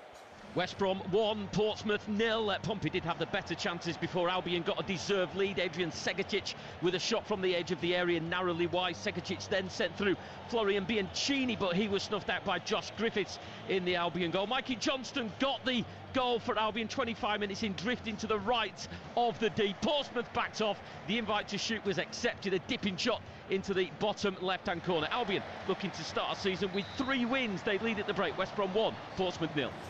Half-time at St Andrews, TalkSport's Tom Ross. Birmingham 1, Oxford 0. Paik Sung-ho's super finish just before half-time separates the two teams, but Birmingham should be further ahead. Kyogo has missed 2 wonderful chances. For Oxford, 1 great chance for Brannigan, but a good save from the keeper, Allsop. Oxford have been very competitive and have threatened and stopped Blues from playing their normal game. Birmingham 1, Oxford 0. Wrexham heading for a first win of the season. Here's Chris Hull. Wrexham 2, Wednesday 0. Both sides went into this afternoon with nil points, but it's Wrexham heading for all 3 points. The opener came cruelly because Wednesday had been in charge with 60% possession. Both goals for Wrexham. The first and second Wrexham goal for Welsh striker Kiefer Moore, formerly a Blade. Full commentary of this one is also on TalkSport 2. Wrexham 2, Wednesday 0. And half-time at Deepdale, Simon Crabtree. Well, it's Preston North End 1, Ipswich Town 0. The goal in the 11th minute penalty, won and dispatched by Malutin, as Mayechi scored in all 3 of his championship games so far this season. Ipswich responded, they dominated, they had 68 possession, they had some chances. The best when Jack Clark, looking and playing like Jack Grealish, put it on a plate with a deep cross pass to the feet of George Hurst. All he had to do was redirect it from 10 yards and virtually unmarked, and he ballooned it right over the bar. Great atmosphere at Deepdale. At half-time, it's Preston North End 0, Ipswich Town 0. This is game day. Half-time classifieds. In the Premier League, it finished live on TalkSport. Manchester City 0, Tottenham Hotspur 2. Half-times, Bournemouth 1, Wolves 0, Brentford 1, Villa 0, Burnley 0, Sunderland 0. Arsenal Leeds is at 5:30. Championship, 3 results for you. Charlton 0, Leicester 1, Hull 0, Blackburn 3, Swansea 1, Watford 1. Half-times now, Birmingham 1, Oxford United 0, Coventry 5, QPR 0, Norwich 0, Middlesbrough 2, Preston 1, Ipswich 0, Sheffield United 0, Millwall 1, Southampton 0, Stoke 0, West Brom 1, Portsmouth 0, Wrexham 2, Sheffield Wednesday 0. League 1, couple of results, Luton 0, Cardiff 1, Rotherham 2, Wigan 2. Half-times now, Wimbledon 1, Barnsley 0, Bolton 0, Lincoln 1, Huddersfield 0, Stevenage 0, Mansfield 2, Leyton Orient 1, Northampton 2, Exeter 0, Peterborough 0, Bradford 0, Plymouth 0, Blackpool 0, Port Vale 0, Doncaster 0, Stockport 0, Burton 1, Wycombe 1, Reading 2. In League 2, full times, Newport 1, MK Dons 2, Walsall 1, Salford 0. Half times now, Accrington 0, Grimsby 1, Bristol Rovers 1, Cambridge United 0, Cheltenham 0, Barnet 0, Colchester 0, Barrow 1, Crawley 0, Tranmere 0, Fleetwood 1, Oldham 1, Gillingham 0, Crewe 0, Harrogate 0, Chesterfield 1, Notts County 2, Bromley 1, Swindon 1, Shrewsbury 0. National League full-time, Morecambe 2, Altrincham 1. Half-times now, Brackley Town 1, Rochdale 0, Braintree 0, Yeovil 0, Eastleigh 0, Boston 0, Gateshead 1, Tamworth 0, Halifax 1, Forest Green 1, Hartlepool 2, Woking 0. Solihull Moors 0, Aldershot 2, Sutton 1, Scunthorpe 1, Truro 0, Southend 0. Wealdstone Carlisle is at 5:30. Scottish Premiership, Celtic 0, Livingston 0, Hearts 0, Motherwell 1, Kilmarnock 0, Dundee 0. Scottish Championship, Airdrie 0, Queen's Park 0, Morton 1, Ayr United 0, Ross County 0, Partick 1, St Johnstone 1, Arbroath 0. Scottish League 1, Alloa 0, Hamilton 0, East Fife 1, Kelty Hearts 1, Montrose 0, Inverness Caledonian Thistle 2, Peterhead 2, Cove Rangers 0, Stonehouse-Muir 0, Queen of the South 0. And Scottish League 2, Annan Athletic 0, Dumbarton 2, Elgin 0, Edinburgh City 2, the Spartans 0, Forfar 0, Stirling 1, East Kilbride 3, and Stranraer 1, Clyde 1. TalkSport with Sky Sports. Stream the biggest Premier League games flexibly with Now. Like Arsenal versus Leeds United live today. Search Now Sports 18+, screen via internet, terms apply. He's having a blinder. He's clipped the post. He's looking formidable. Then substitution. His game might be over, but yours isn't. With Betfair's Safe Sub, your bet simply rolls onto the player coming on. Playing a different league with Betfair. Valid on selected leagues and markets only. Applies to singles, multiples and bet builder bets on qualified player outcome selections. Does not apply to odds boost. T's and C's and exclusions apply. 18+. Gambleaware.org. Game Day Live on TalkSport with Enterprise Rent-A-Car. Here for it. Book now at enterprise.co.uk. Live goal-crunching updates. Game Day Live. TalkSport. Sunday evenings, great on TalkSport. Final word from 6:30 with Majestic and Alan Pardew taking your calls on all the weekend football. And after that, the brilliant Danny Kelly with Trans-Euro Express. Great show. Take a listen every Sunday night. By the time the Champions League games come around, you'll be familiar with all the teams involved if you listen to Trans-Euro Express on a Sunday night, available as a podcast as well. Monday morning, Jeff Stelling and Ali McCoy are back on breakfast from 6 a.m. In fact, they're both on Monday and Tuesday this coming week on TalkSport. Earlier, we brought you live exclusive Premier League commentary of Spurs making it 2 wins out of 2. It's odd, isn't it, really, that building up to a match between these two, it is Tottenham Hotspur who are the most recent trophy winners. Last year, Spurs tore them apart, one of 6 Premier League defeats in the space of 8 weeks. Revenge?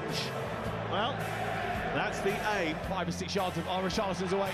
He is down the right-hand side, a long ball, and he's got Johnson in the centre. He's going to give it to Johnson, who arrives and smashes it beyond the goalkeeper. The offside flag is up, though, but they have given the goal because it was onside. Just and Tottenham lead at Manchester City once again. It was fizzed across from Richarlison, and he just hit it lovely, side foot, too firm for Trafford, who got a touch. I thought the first 35 minutes was very even, with City slightly on top.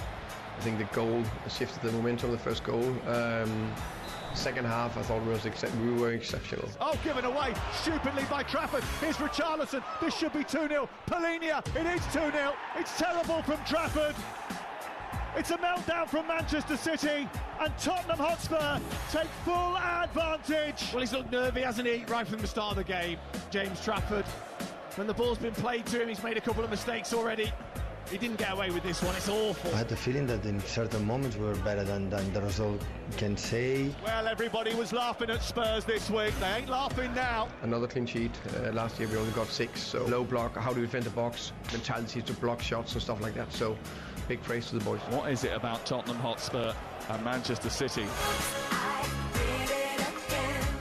Live and exclusive on TalkSport. Spurs winning by 2-0. They've won both their games, conceded no goals so far. It is a different Tottenham Hotspur this season, seemingly under Thomas Frank. Big win for them. Big defeat for Manchester City.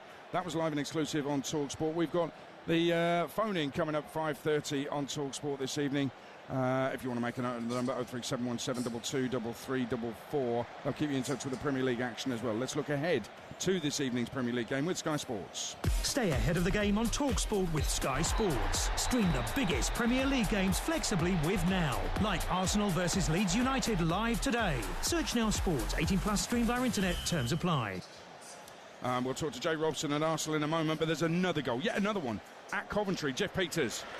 It's Coventry 6, QPR 0, within 90 seconds of the restart. Victor Torp has added to the first half goals from 2 from Haji Wright, 2 from Jack Rodoni, 1 from Brandon Thomas Asante. Again, QPR couldn't get the ball away, and Torp, left-footed, maybe 16 yards out, has bent it into the far corner. Madsen and Kone coming on at half-time for the shell-shocked visitors. It is an abysmal day for them. Coventry 6, QPR 0. Wow, imagine coming on at half-time when you're 5-0 down, and then within seconds you go 6-0 down. Good luck with that, subs. Motherwell have gone 2 up at Hearts as well in the Scottish Premiership. I haven't even kicked off in the second half here at Turf Moor, where it's Burnley 0, Sunderland 0. To the Emirates, then Arsenal leads. Jake Robson is there for TalkSport, and keep you in touch with the game during the game day. Phone in. Arsenal about to complete on Eze. If he signs, they're the biggest net spenders of the summer, Arsenal, Jake, and that itself puts pressure on. But the fact that they keep finishing second, they have to go one better. Can't afford any slip-ups, especially at home to newly promoted sides. Absolutely not, and you wouldn't expect that. As you say, the perennial second-place team hosting one of the new boys who've already more points leads in this season than last season's promoted clubs took from all 9 games in August combined. So they've given themselves as good a chance as any, really, already, even after only 1 week. At both teams with opening day wins. Arsenal, though, lacklustre, really, last week, at best, I think, against Manchester United. But I think the old saying goes, really, if you can just escape your first game with any 3 points, I think you'll take it any which way. You mentioned the signings and the money they've spent, of course, the big money signing. Victor Gyökeres failed to have a single shot at Old Trafford last week. I'm expecting a bit more from him this afternoon. Yeah, and there's a predictability about Arsenal. I think the signing of Eze might well solve for them, so it improves them definitely, gives them a better chance. But in terms of Leeds United in the game this evening, I was there at Ellen Road when they beat Everton 1-0 on Monday night, live on TalkSport. The midfield trio of Ampadu, Tanaka and Stack, that was strong. Stack's a big signing for them. He's improved their 11, improved their midfield as well. Not necessarily sure they'll get anything from the game this evening, but they will be a side that won't go down without a fight. Well, absolutely not. And of course, we know they'll bring their fans will bring the noise. They travel in numbers. Fantastic support home and away for Leeds United. I have to say, I think you're right, Aid. They didn't show a lot last week that made me think they're going to trouble Arsenal today, but they did manage the second most shots by any team in the Premier League last week, 21. That might say a bit more about Everton perhaps than Leeds. I think they'll be up and at it against Arsenal today. I wouldn't be surprised, though, if Arsenal pull off some kind of home win, a clean sheet home win, to be honest. Yeah, we'll see. Jake, thanks very much. That was a look ahead to this evening's Premier League action. Don't forget that with Now you can stream all the Sky Sports action flexibly, like Arsenal Leeds, live today. Search Now Sports. Stay ahead of the game on TalkSport with Sky Sports. Stream the biggest Premier League games flexibly with Now, like Arsenal versus Leeds United, live today. Search Now Sports. 18+ stream via internet. Terms apply. We'll go back to Jake at the Emirates for team news in around about 10 minutes' time. Early goals, second halves. Plymouth, under Tom Cleverley, have had a terrible start to the season. They're second bottom in the table, but they lead Blackpool 1-0. Malachi Boateng has got the goal. They've just signed Laurent Tulai, the striker from Port Vale, as well, to improve their goal-scoring prowess. Harrogate equalised against Chesterfield 1-1. Stephen Duke McKenna's third of the season. Elsewhere in the Championship in Scotland, Partick 2 up at Ross County, and in the National League, Sutton retake the lead against Scunthorpe United 2-1. Red card at the Vitality in a moment, but we've got a goal here at Turf Moor. Home side take the lead. Mickey Gray. And it's Josh Cullen with the goal, and Burnley have come out very brightly in this second half. It's Burnley 1, Sunderland 0. Josh Cullen with that goal. Great build-up play down the left-hand side. A lovely little flick from Jayden Anthony into the path of Josh Cullen, who just isn't closed down quick enough. He gets his head up and he just slots the ball coolly into the bottom corner. The first goal of the Premier League new season's gone to the home side. Burnley 1, Sunderland 0. Goals as they go in on TalkSport, and that red card in the Premier League at the Vitality. Matt Murray, Alex Crook. Bournemouth 1, Wolves 0, but Wolves' afternoon goes from bad to worse because their captain Totti has just been shown a straight red card. It was David Brooks with a lovely through ball, set Evan Nilsson away one-on-one with the goalkeeper Jose Sarr, and Totti has just barged him over on the edge of the penalty area, made no attempt to play the ball. The Wolves players are surrounding referee Thomas Bramall, but Matt Murray, that is the most straightforward sending off you will ever see. Yeah, as soon as I saw him go through, soon as I saw Totti then put both hands on Evan Nielsen's back, and he goes down just outside the area. It's a clear goal-scoring opportunity. I said it's going to be a red card, and look, it'd been a really bright start from Wolves, hadn't it? Hugo Bueno has come on. He put a cross in just wide from Arias. They've gone 2 up top now. Then at the other end, Semenyo through, good save, but just 1v1. But now Vita Pereira will be looking, thinking, this isn't tactics, this isn't everything. It's a poor decision. For me, just let him go through. Back your goalkeeper, and if not, but now they're down to 10 men. Free kick in a dangerous position. It's going to be a long afternoon for Wolves. Yeah, they made a double change at half-time. Hugo Bueno and Andre on. David Müller-Wolf and Jean Rickner Bellegarde replaced. As Matt was saying there, they had a really good chance to make it 1-1. Bueno with the instant impact, cross from the left-hand side, swept into the side netting by Arias, and now they've got it all to do, Wolves. They're down to 10 men. Bournemouth have a free kick inside the D on the edge of the penalty area. I think he was probably going to put the ball in the back of the net, Evan Nielsen, but maybe Totti, if he had his time again, would just take his medicine and concede the goal. Here comes the free kick. Scott runs over it. Tavernier straight into the arms of Jose Sarr, and it stays Bournemouth 1, 10-man Wolves 0. We had a long wait here for the goal to be confirmed, but it has been given by VAR. There was an offside check, no offside. Burnley 1, Sunderland 0. Really lovely finish from Josh Cullen, puts the Clarets in front. Goals elsewhere. Solihull have pulled one back with a child 2-1 at home to Aldershot in the National League. That elsewhere, Hartlepool 3, Woking 0. Alex Reid scored a brilliant goal actually last week. He scored again 3 minutes after the restart today in the Scottish Championship. Airdrie 1, Queen's Park 0. No shock, Peterborough 0, Bradford 1. Will Swan with the goal 10 minutes after the restart, and Celtic finally take the lead against Livingston. They had a nightmare at home in Europe midweek. Celtic couldn't find the back of the net.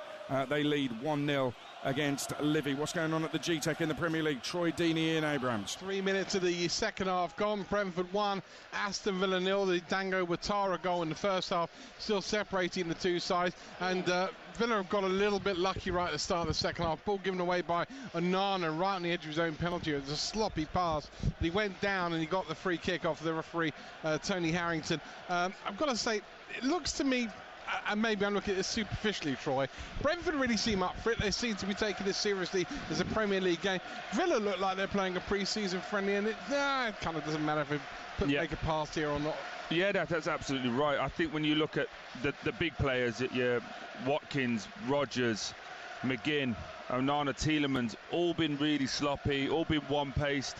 It looks too deliberate. Talking to a few people at half-time, they're all saying the same thing. It looks like Villa are trying to be really deliberate in how they're doing their attack, but everything else for Brentford has been poor. Buendia has the ball at the moment. This might be a chance for Morgan Rodgers. Oh, what a tackle. That's a good, I mean, he should get his shot off quicker, but what a challenge by the defender. Yeah, it's great play from Aston Villa. We talk about how deliberate it's been. John McGinn on this left side, lovely ball into Buendia. He's up the back line, it's 3v2. Ollie Watkins takes the runners away. It plays to Morgan Rodgers. And as he takes his touch, you're saying just get that shot off quick.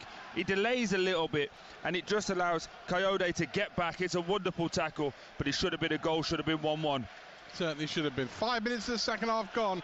It's Brentford 1, Villa 0. Championship goal of the Hawthorns. TalkSport's John Dunn. West Brom 1, Portsmouth 1, an equaliser for the visitors. Kobe Bishop with his first of the season, a glancing header at the near post that looped over Albion keeper Josh Griffiths. It was Josh Murphy with the cross. Albion had come close to getting the second. Alex Moat with a low curling shot that came back off the post. But it's West Brom 1, Portsmouth 1.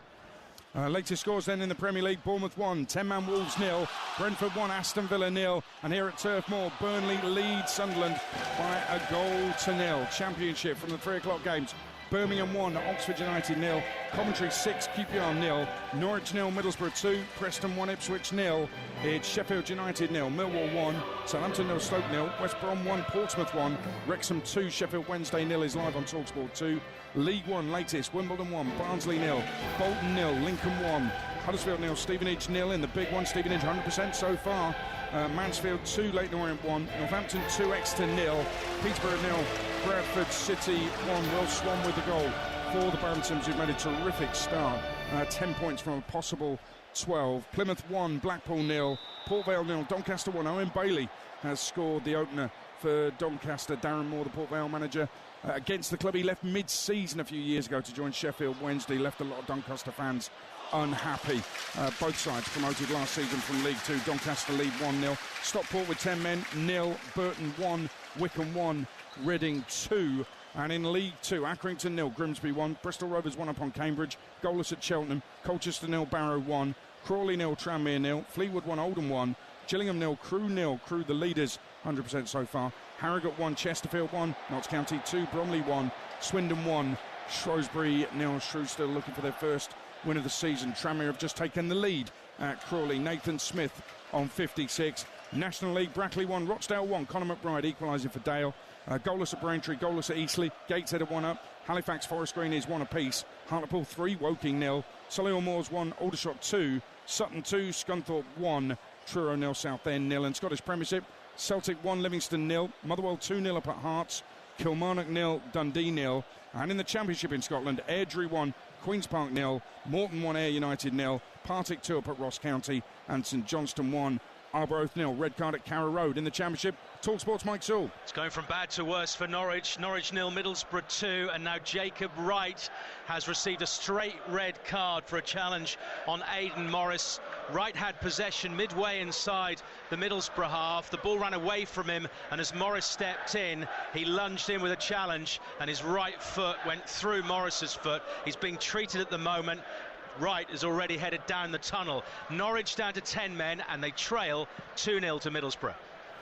Yeah, Jacob Wright, the signing from Man City, centre mid. He digs in, but he's just dug in a little bit too much there. National League, Scunthorpe have equalised again at Sutton, 2-2. Ollie Rose, the centre half, with the goal. You're listening to Game Day Live on TalkSport. All the goals as they go in, and we take you around the grounds every Saturday afternoon. Game Day Live on TalkSport with Enterprise Rent-A-Car. Whatever it is, we're here for it. Games. The last time they scored 3 in 3 successive games was way back in 2008, and that included a game against Southampton. They are 1-0 up so far this afternoon. Now, the Game Day phone-in will keep you up to date with Arsenal Leeds. Kicks off at 5:30. Let's get the lineups, all thanks to Betfair. At the Emirates for TalkSport, Jake Robson. 2 changes by Mikel Arteta from the Arsenal side that won at Manchester United on the opening weekend. A first start for Noni Madueke since his move from Chelsea. Jurrien Timber also starts, so Martinelli drops to the bench. No Ben White at all. So it's Raya in goal, Timber, Saliba, Gabriel and Calafiori the back four, Zubimendi, Rice and Odegaard in midfield, Gyökeres up top, Saka right and Madueke on the left. For Leeds, and it's one change from their win at home to Everton on Monday. Ethan Ampadu has a foot injury. He's replaced by Ilya Gruev. So it's Lucas Perry in goal, Bogle, Roden, Struijk and Goodmanson the back four, Stack and Gruev in front of them, James, Tanaka and Nonto just behind, Joel Perreault up top. Kicks off at 5:30 at the Emirates, Arsenal v Leeds.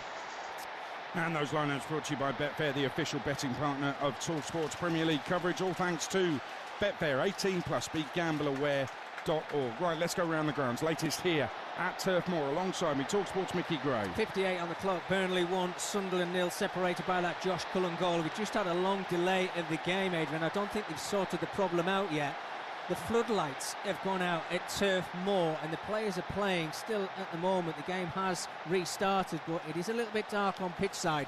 Not to the fact that the two sides need to go off the pitch. They can still continue with it, but I just wonder if it's going to get any darker as the game continues on. I'm sure they're trying to sort things out, Burnley, but I think it's done Sunderland a favour because come out in the second half, they've been really poor. It's been all Burnley. They're the one who are taking the game to Sunderland, and they look like they're going to get the second goal. Burnley 1, Sunderland 0. I'll be Sunderland at the moment, hoping the electricity doesn't come back on for those floodlights. We can still see Burnley still won a goal of the racecourse in the Championship. Chris Hull. 63 minutes gone, Wrexham to Wednesday 1, and Sheffield Wednesday thoroughly deserve this goal. For a club in crisis, these Wednesday players showing amazing character. They forced a series of corners, had numerous chances, but Barry Bannon, who's conducting it all from midfield, quite superb, and he's got the goal from close range to reduce the arrears. It's Wrexham 2, Wednesday 1. Skipper leading by example. We'll take you to the Premier League game at the G-Tech. Troy Deeney and Ian Abrams. Just past the 10-minute mark in the second half. Still Brentford 1, Villa 0. Dango Ouattara's first half goal separates the two sides, and Villa a little bit more going forward in the second bit. One really good opportunity, actually. John McGinn on the right-hand side floated the ball to the far post. Lovely cushioned header back. It was really dying for Ollie Watkins to run in, and David Platt, or Frank Lampard, thrashed the ball into the back of the net. He just stood there, and Buendia with a bicycle kick didn't really test Kelleher. Troy, why is Ollie Watkins playing like he's really not interested in being here? For me, it's a little bit kind of he's got comfortable. That's how I'm gonna word it. Last year he had, Durant at the start of the season, and Rashford came in and kept trying to replace him, and it gives him an element of him trying to be, always on his toes, and now it just feels a little bit complacent, a little bit that he knows he's going to start week in, week out. And you get into this weird state as a striker where you want to show people that you can play. And that's not his game. His game is getting in on the shoulder, getting his shots off. But today, everything's been in front of Brentford. It's been really, really easy. Villa have been better second half. They'll feel that they've got chances coming, but it'll all be about the benches now for both teams. But you were the man at Watford, and you never just stood around. Yeah, well, I couldn't get away with it. I was too fat. Brentford 1, Villa 0. Red cards in the Championship of St Mary's. Lawrence Mora. Southampton 0, Stoke 1. But Stoke have just been reduced to 10 players because striker Mubama has gone through on goal. He's rounded the goalkeeper and dived. And the referee has spotted it. You could see it from here, and he'd already been booked in the first half. So while he's lying on the floor, really disappointed that he hasn't got a penalty, he's picked up his second yellow and is now trudging towards the touchline. Absolutely phenomenally ridiculous. 59 on the clock. Southampton 0, Stoke 1. Well, he's young, but that's no excuse. That sounds absolutely shambolic from David Mbama, the kid on loan from Manchester City. A couple of Holts are scored in Scotland. Jason Holt for St Johnstone 2-0. Ayr equalised at Morton through Kevin Holt 1-1. They've gone in front as well with a second. Morton 1, Ayr United 2. Motherwell 3-1 up at Hearts in Scotland as well. Mansfield go 3-1 up against Orient, who've had El Mazouni sent off. It's Will Evans with the third for Mansfield, a brilliant strike. And Aldershot that go 3-1 up at Solihull Moors, a second this afternoon for Ryan Hall. Elsewhere, we've got goals going in. Barnet looking for back-to-back victories, lead 1-0 at Cheltenham. Ollie Hawkins has got the goal. National League again, Brackley retake the lead against Rochdale. 2-1, Connor Hall and Southend get the opener at Truro, 1-0. Sam Austin, Truro have lost all their games so far. To the vitality in the Premier League on TalkSport, Matt Murray and Alex Crook. And it's still Bournemouth 1, 10-man Wolves 0. Marcus Tavernier with the only goal inside the first 5 minutes. Wolves seeing their captain Totti sent off early in the second half, barging over Evan Nilsson when he was bearing down on Jose Sarr in the Wolves goal. They have got a free kick though, the visitors. It was a high challenge from Alex Scott on Santiago Bueno, and an opportunity maybe here to test Georgi Petrovic in the Bournemouth goal. It's a low free kick and it's put straight into the wall. Matt Murray, former Wolves goalkeeper, is alongside me. I wanted to ask you about Jørgen Strand Larsen. He had that one-headed chance in the first half when maybe he should have done better. The effort pushed wide by Petrovic in the Bournemouth goal, but he's held the ball up well. He's knocked it down at times as well inside the penalty area, feeding off scraps. Do you understand why Newcastle United are looking at him as a possible replacement for Callum Wilson? Look, that's what I think he is. I think he'd be a backup striker for the level of Newcastle for what they're looking to do. I don't think, look, if they're going to lose Isak, he's certainly not going to replace him. I still think around 50 million would be more than enough for him. He's honest, he works hard, as you said there, he puts himself about. I think he'd be disappointed with the header. I've always liked him, the Wolves fans like him, I think he's grown, but he's going to be so frustrated, especially being down to 10 men. He has fed off scraps. But Wolves, the only way I think they get back into it is a set piece. Agbadou there fired it straight into the wall, but I think that's the only way from they try and stay in the game and then try and force a mistake or a set piece. But at the moment, that's Semenyo chance as well as a great chance. But yeah, Larsen for me, just feeding off scraps, but he's a good player. Yeah, and just to reiterate, our understanding is that Wolves have made it pretty clear to Newcastle that Strand Larsen isn't for sale between now and the window closing on September the 1st. It would take a massive offer, I think, to change that stance. And just on Alexander Isak, Adrian, I heard you debating what could happen after Liverpool-Newcastle on Monday night live on TalkSport. As we sit here now, I would be surprised if Isak leaves Newcastle. I think he stays. 1-0 Bournemouth. Let's see what happens between now and the end of the window. Now, Coventry scored 5 last week. They're scoring even more this week. There's another one. Jeff Peters. It's Coventry City 7, Queen's Park Rangers 0. Victor Torp has scored his second goal of the second half, and what a brilliant strike. Outside the box, he's curled it beyond the keeper, right into the top corner. It's just been an unbelievable game. Coventry 5-0 up in the first half, 2 for Haji Wright, 2 for Jack Rodoni, 1 for Brandon Thomas Asante. The first time that QPR had conceded 5 in the first half of a league game in 21 years, and the last time that QPR conceded 7 goals in a league match was September 2018 against West Brom. They have been pitiful. The Sky Blues genuinely have been magnificent, and they've got that 7. They're in 7th heaven. Coventry 7, brackets SEVEN, Queen's Park Rangers 0. Right, there's a red cards of a different kind at the Hawthorns. John Dunn. West Brom 1, Portsmouth 1, 70 minutes gone. Ryan Mason, the Albion manager, has been sent off. 2 yellow cards, both involving his striker, Arne Hegber. The first one, 67 minutes, big penalty appeals. Jason Lumby slipping the ball through to the Albion striker. Clean through on goal, looked as though he was tripped. That was not given. Mason shown a yellow card. A minute later, ball over the top. Hegber chasing it. Clearly had his shirt pulled by Portsmouth defender Regan Poole. Referee didn't give it. Hegber tried to stay on his feet. Shot went wide. Mason shown a second yellow card after remonstrating with the 4th official. Referee is Elliot Bell. The game on a knife edge now. We're all square. It's West Brom 1, Portsmouth 1. Ryan Mason sent off. Premier League latest then. Bournemouth 1, 10-man Wolves 0. Brentford 1, Villa 0. Here at Turf Moor still Burnley 1, Sunderland 0. Championship latest, Birmingham 1, Oxford 0. Coventry 7, QPR 0. Norwich down to 10 men 0. Middlesbrough 2, Preston 1, Ipswich 0. Sheffield United 0, Millwall 1. Southampton 0, 10-man Stoke 1. West Brom 1, Portsmouth 1, Wrexham 2, Sheffield Wednesday 1. League 1 latest, Wimbledon have gone 2 up against Barnsley. Antoine Hackford, former Sheffield United youngster, with the second. Bolton 0, Lincoln 1. Huddersfield have taken the lead against Stevenage.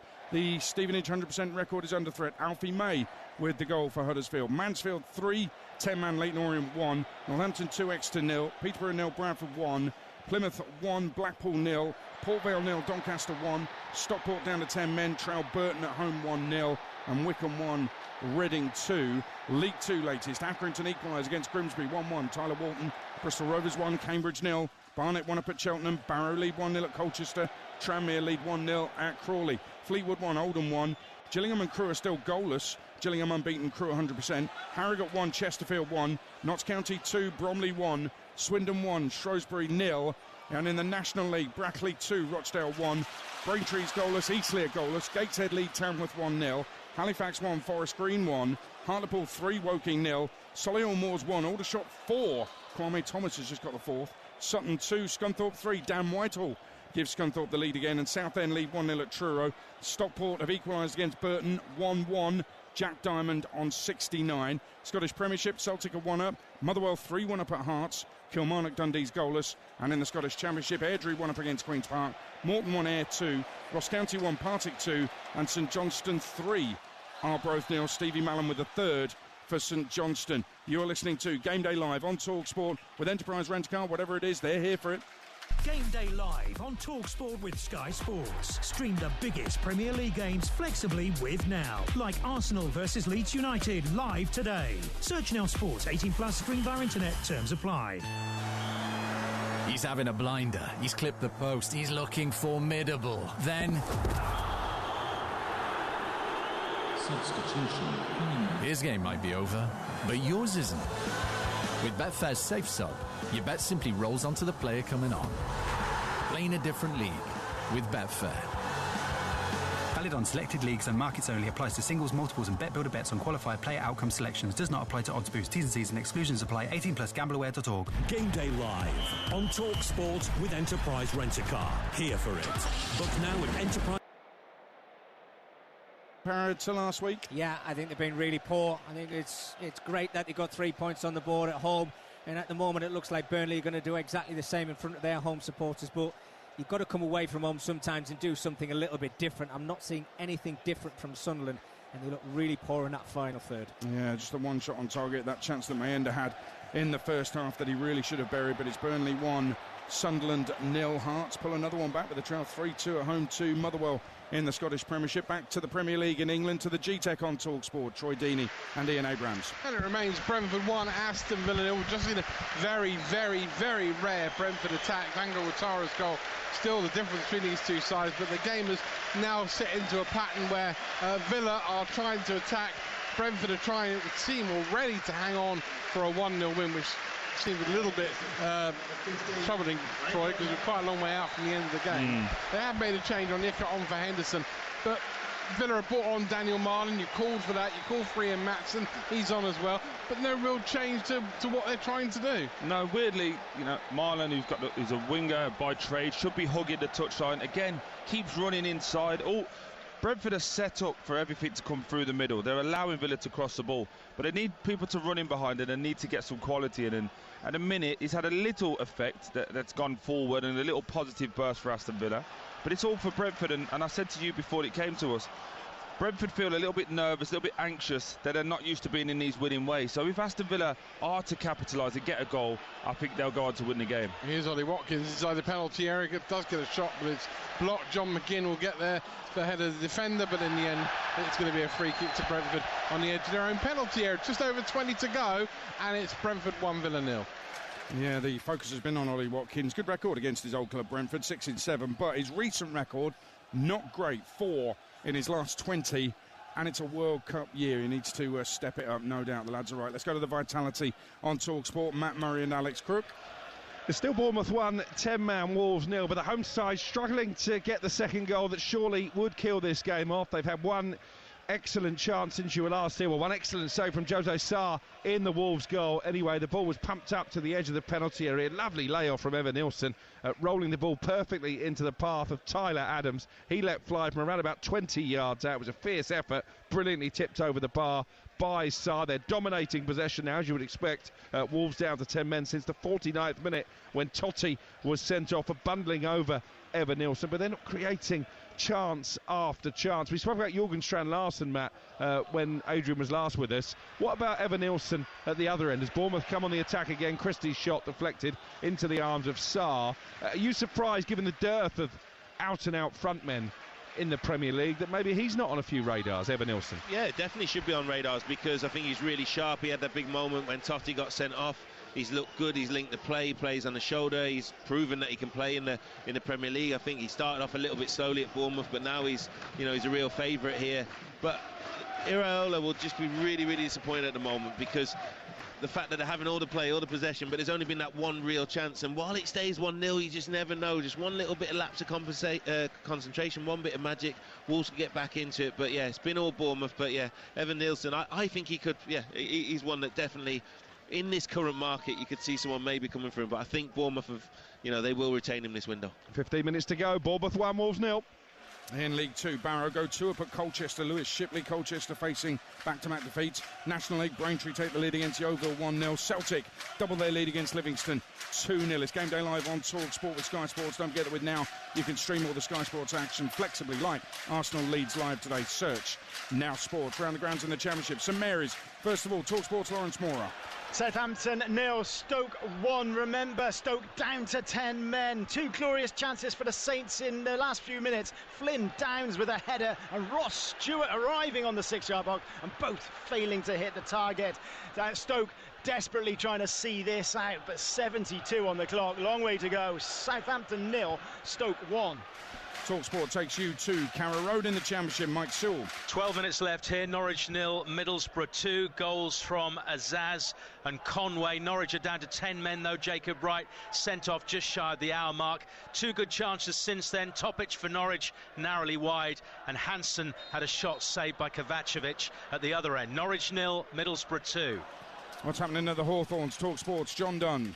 10 to go. West Brom 1, Portsmouth 1. West Brom led at the break. Colby Bishop with a glancing header equalising. He's had another chance as well. Similar effort just wide. West Brom with 2 big penalty appeals turned away by referee Elliot Bell. Ryan Mason, their head coach, has been sent off after disputing a number of decisions. 10 to go. West Brom 1, Portsmouth 1. Stockport were Well, they were 1-0 up at half-time in midweek and lost 2-1. They're 1-0 down at half-time today. They're 2-1 up. Ollie Norwood, probably arguably best player in League One, has got the goal. Stockport 2, Burton Albion 1. Remember, Stockport with 10 men. New signing Brad Hill sent off. Let's check in on Coventry's tally at the CBS. Jeff Peters. It's Coventry City 7, Queen's Park Rangers 0. 5-0 at half-time. 2 goals apiece for Haji Wright, Jack Rodoni and Victor Torp. Brandon Thomas Asante with the other. Their record score in the league, by the way, was against Bristol City in 1934 in the 3rd Division South. Can they get it to 9-0? QPR's record defeat 8-1 to Manchester United in March 1969. They've lost 7-1 a couple of times, the most latest in 2018. They've been abysmal today, they really have. It's Coventry 7, QPR 0. National League Eastleigh take the lead against Boston 1-0. Chesterfield have gone 2-1 up at Harrogate. Shay Dunkley, the centre-half, with it. Goal at St Mary's, Lawrence Mora. Southampton 0, 10-man Stoke 2, and Sorba Thomas is the man who's got it. It's all come from his own goalkeeper. Johansson coming off his line, collecting a cross and then bowling it out. Southampton had committed so many players forward that Thomas was one-on-one. He just sprinted over those legs and left-footed, played the ball into the far corner of the net. The Welsh international has been in scintillating form and he's doubled the Potters' lead. Southampton 0, Stoke 2. Stoke going to keep up their 100% record, but what about this at the racecourse? Chris Hull. 82 minutes gone. It's now Wrexham 2, Sheffield Wednesday 2. It's been all Wednesday in this second half, and they thoroughly deserve this leveller coming back from 2-0 down. The ball is pulled back from about 6 yards out. There's Bailey Cadamarteri, who lashes the ball home into the roof of the net, and it's what Wednesday deserve. Wrexham 2, Sheffield Wednesday 2. Tranmere get a second at Crawley, 2-1. Amari Patrick has got that goal. Queen's Park equaliser Airdrie in the Scottish Championship. That is 1 apiece. Forest Green go 2-1 up at Halifax in the National League. The signing from Rochdale, Cairo Mitchell with the goal. Back to the Championship, to St Andrews on TalkSport. Tom Ross. Birmingham 1, Oxford 0, 12 to go, 63% possession, Birmingham City in the second half. They've pushed and pushed and pushed, but Oxford have defended superbly and not a chance in the game for Birmingham, although they're dominating the ball. Still leading though, Birmingham 1, Oxford 0. We'll take you to Deepdale on TalkSport. Simon Crabtree. Well, it's still Preston North End 1, Ipswich Town 0. That 11th penalty from Osmajic, the difference between these two teams. Both sides have just made 5 changes, most notably for Preston. Daniel Jebison making his debut on loan from Bournemouth, while Ipswich Town have given Casey McAteer and Chuba Apcom their debuts in this one as well. Ipswich dominating, but just can't hit the target, which is why it's Preston 1, Ipswich 0 with 7 to go. Hearts have equalised. They were 3-1 down a moment ago. Claudio Braga's got 2. Hearts 3. Motherwell 3. Celtic go 3-0 up on Livingston. Johnny Kenny with the third for them. Barnet in League 2 are leading 1-0 at Cheltenham, but they've had Emmanuel Osadebe sent off at Wadden Road this afternoon. We'll go to Bramall Lane on TalkSport in the Championship. Alan Biggs. Sheffield United 0, Millwall 1. Mihailo Ivanovic wasted a great chance to seal it for Millwall, who ever since have been hanging on, relying on great saves from Stephen Bender to deny both Louis Barry and Gus Harmer. Harrison Burrows has hit the post. Tyrese Campbell has just had a header cleared off the line. Big blades pressure. Sheffield United 0, Millwall 1.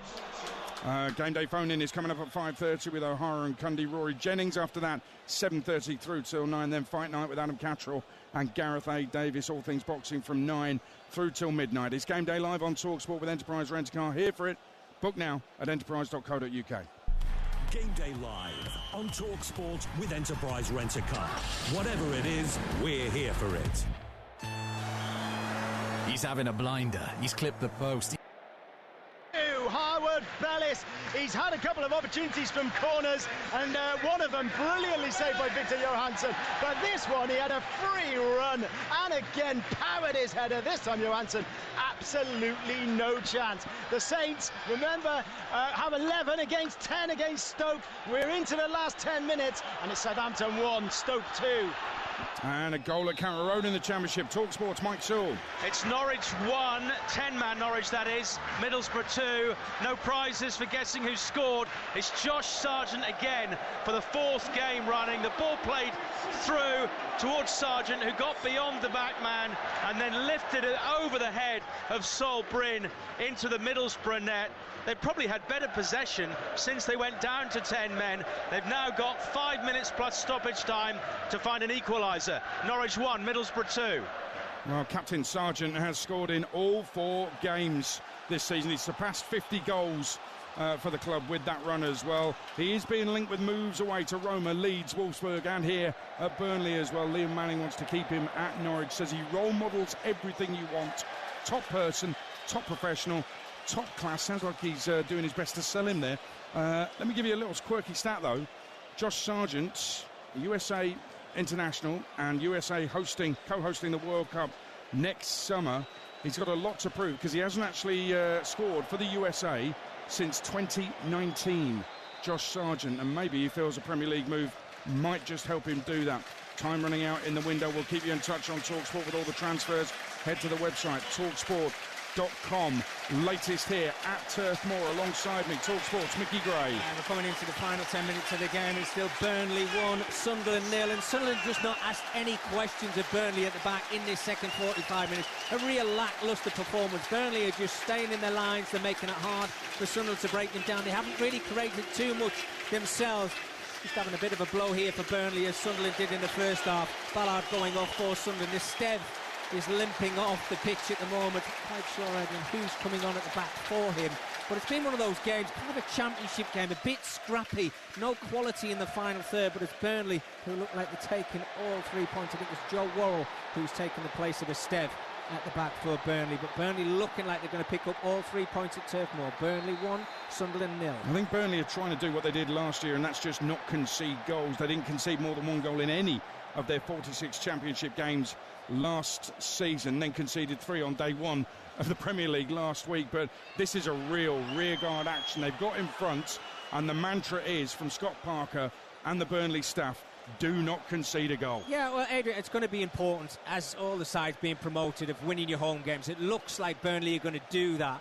Look, they haven't created too many chances in this game, and I think you do worry for them moving forward.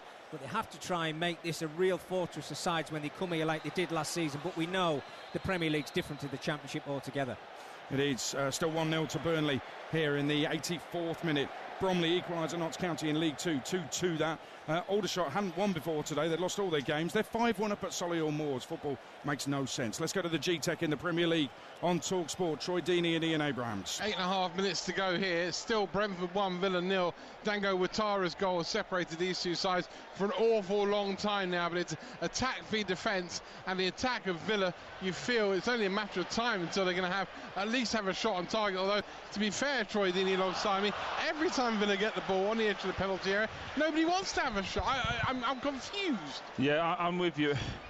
Again, it kind of feels to me like Morgan Rogers and Watkins have heard that Thomas Tuchel's here because he's in the stands watching, and it's like they wanted to show, like, look how good of a footballer I am, instead of doing what they're good at. Edge of the box 3 or 4 times in the last 5 minutes. It's there just to have a shot. There's so many bodies. It takes a deflection. Who knows what happens? But they're trying to be neat and too particular with it, and both of them have looked really poor. One big thing we do need to mention: Buendia, who came on for the injured Kamara in the early goings of this game, was actually doing really well. Probably Villa's brightest spark. Been resubbed. The sub has been resubbed. They put Rodgers in the middle, and Rodgers looks miles better as a 10. I think that's a bit of a power play from Unai Emery to the board to say, look, I haven't got the players, I haven't got the squad that I want to change. But he's going to have to deal with this situation really well, because that could be a bit of a problem with Buendia now kicking off when he came off. Yeah, plus also 3 kids and 2 goalkeeping subs on the bench as well. I think that there's certainly frustration amongst Unai Emery. It's Brentford 1, Villa 0. Could Peterborough United be getting their first point of the season? Well, they've got their first goal from open play this season. Peterborough 1, Bradford City 1. Kian Hayes, the winger, on 91 minutes. Darren McAntony, the chairman, saying on his podcast this week that he's optimistic. I'm looking forward to what's to come, he said. We're one win away from something special, he said. The football gods have got me on the naughty step, he said. Played 5, lost 5 before today. 1-1 will be cause for celebration, believe me, this evening. Late goal, 89th minute. Gillingham lead Crewe 1-0 in League 2. Sam Gale with the goal. Crewe's 100% record is under threat. Let's go to the Vitality on TalkSport. Matt Murray and Alex Crook. 2 minutes of normal time remaining. It's Bournemouth 1, Wolves down to 10 men. Neil, Bournemouth continuing to dictate the pace of this game. They've had a couple of chances as well. Justin Kluivert, who scored a hat-trick of penalties in this fixture last season. He's come off the bench for the closing stages. He put one effort from the edge of the penalty area, just wide of the post, and he then put a free kick straight into a Wolves wall. At the moment, Matt, your former club look resigned to defeat. Yeah, look, they've huffed and they've puffed, excuse the pun, with the Wolves, but they just can't do anything at the moment. They've worked hard, they've got back into shape, but they just don't look. I think Troy described it as one of the games toothless here for Wolves, not really looked a threat at all. Hee-Chan Wang's come on up front, not had a kick, not had any service. And yeah, and interesting to talk about press conferences. Vitor Pereira's might be very, very interesting, because again, I just don't think you're giving him the tools. You're sending him to war with a water pistol here. He has not got the players. He needs more backing. And at the moment, it's been pretty comfortable for Petrovic. I think I could have played in that Bournemouth goal in the second half. Yeah, it's interesting that Hwang has come off the bench. He's been heavily linked with a move to Crystal Palace. There is interest there, I'm told. Matt Hobbs, once in charge of recruitment at Wolves, is going in as the new director of football. He'd love to take Hwang with him, but at the moment Palace only willing to do a loan deal. Speaking to sources at Wolves before the game, they would prefer a permanent transfer. They're 1-0 down here and we've got 30 seconds to play. Burnley have sealed it here at Turf Moor. This one is done. 3 points to the Clarets. Mickey Gray. Burnley 2, Sunderland 0, and it's Jayden Anthony with his first goal of the Premier League season.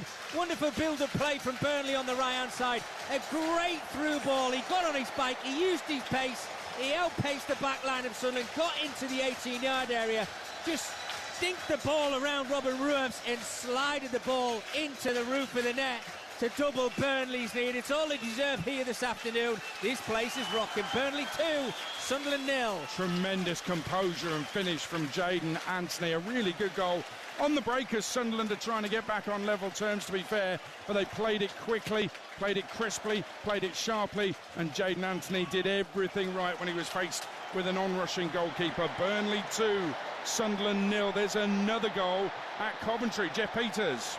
It's Coventry City 7, Queen's Park Rangers 1. Richard Kone has scored his first for the club from close range. Couple of minutes of added time remaining. Probably not a comeback. Coventry 7, QPR 1. Yeah, no comeback is my guess as well, but Kone will be pleased with that. His first goal for QPR since his £2.75 million move from Wycombe. That's rising to £5 million, a record fee received for Wycombe Wanderers, and that's actually his first goal in 13 games. So for him, it might mean something having just come on as sub, but for QPR, it's fairly meaningless. Coventry 7, QPR 1. Morton equalised against Ayr United 2-2. Eamon Brophy's second of the game. Partick get a third at Ross County 3-1. Stephen Lawless on 92. Shrewsbury with a 90th minute equaliser at Swindon 1-1. Callum Stewart with the equaliser from Michael Appleton's side. Latest scores then, as we wait for full-time whistles. Bournemouth 1, 10-man Wolves 0. Brentford 1, Villa 0. Burnley 2, Sunderland 0. Championship, Birmingham 1, Oxford 0. Coventry 7, QPR 1. Norwich 1, Middlesbrough 2. Preston 1 up against Ipswich. Sheffield United 0. Millwall 1. Southampton 1, 10-man Stoke 2. West Brom 1, Portsmouth 1.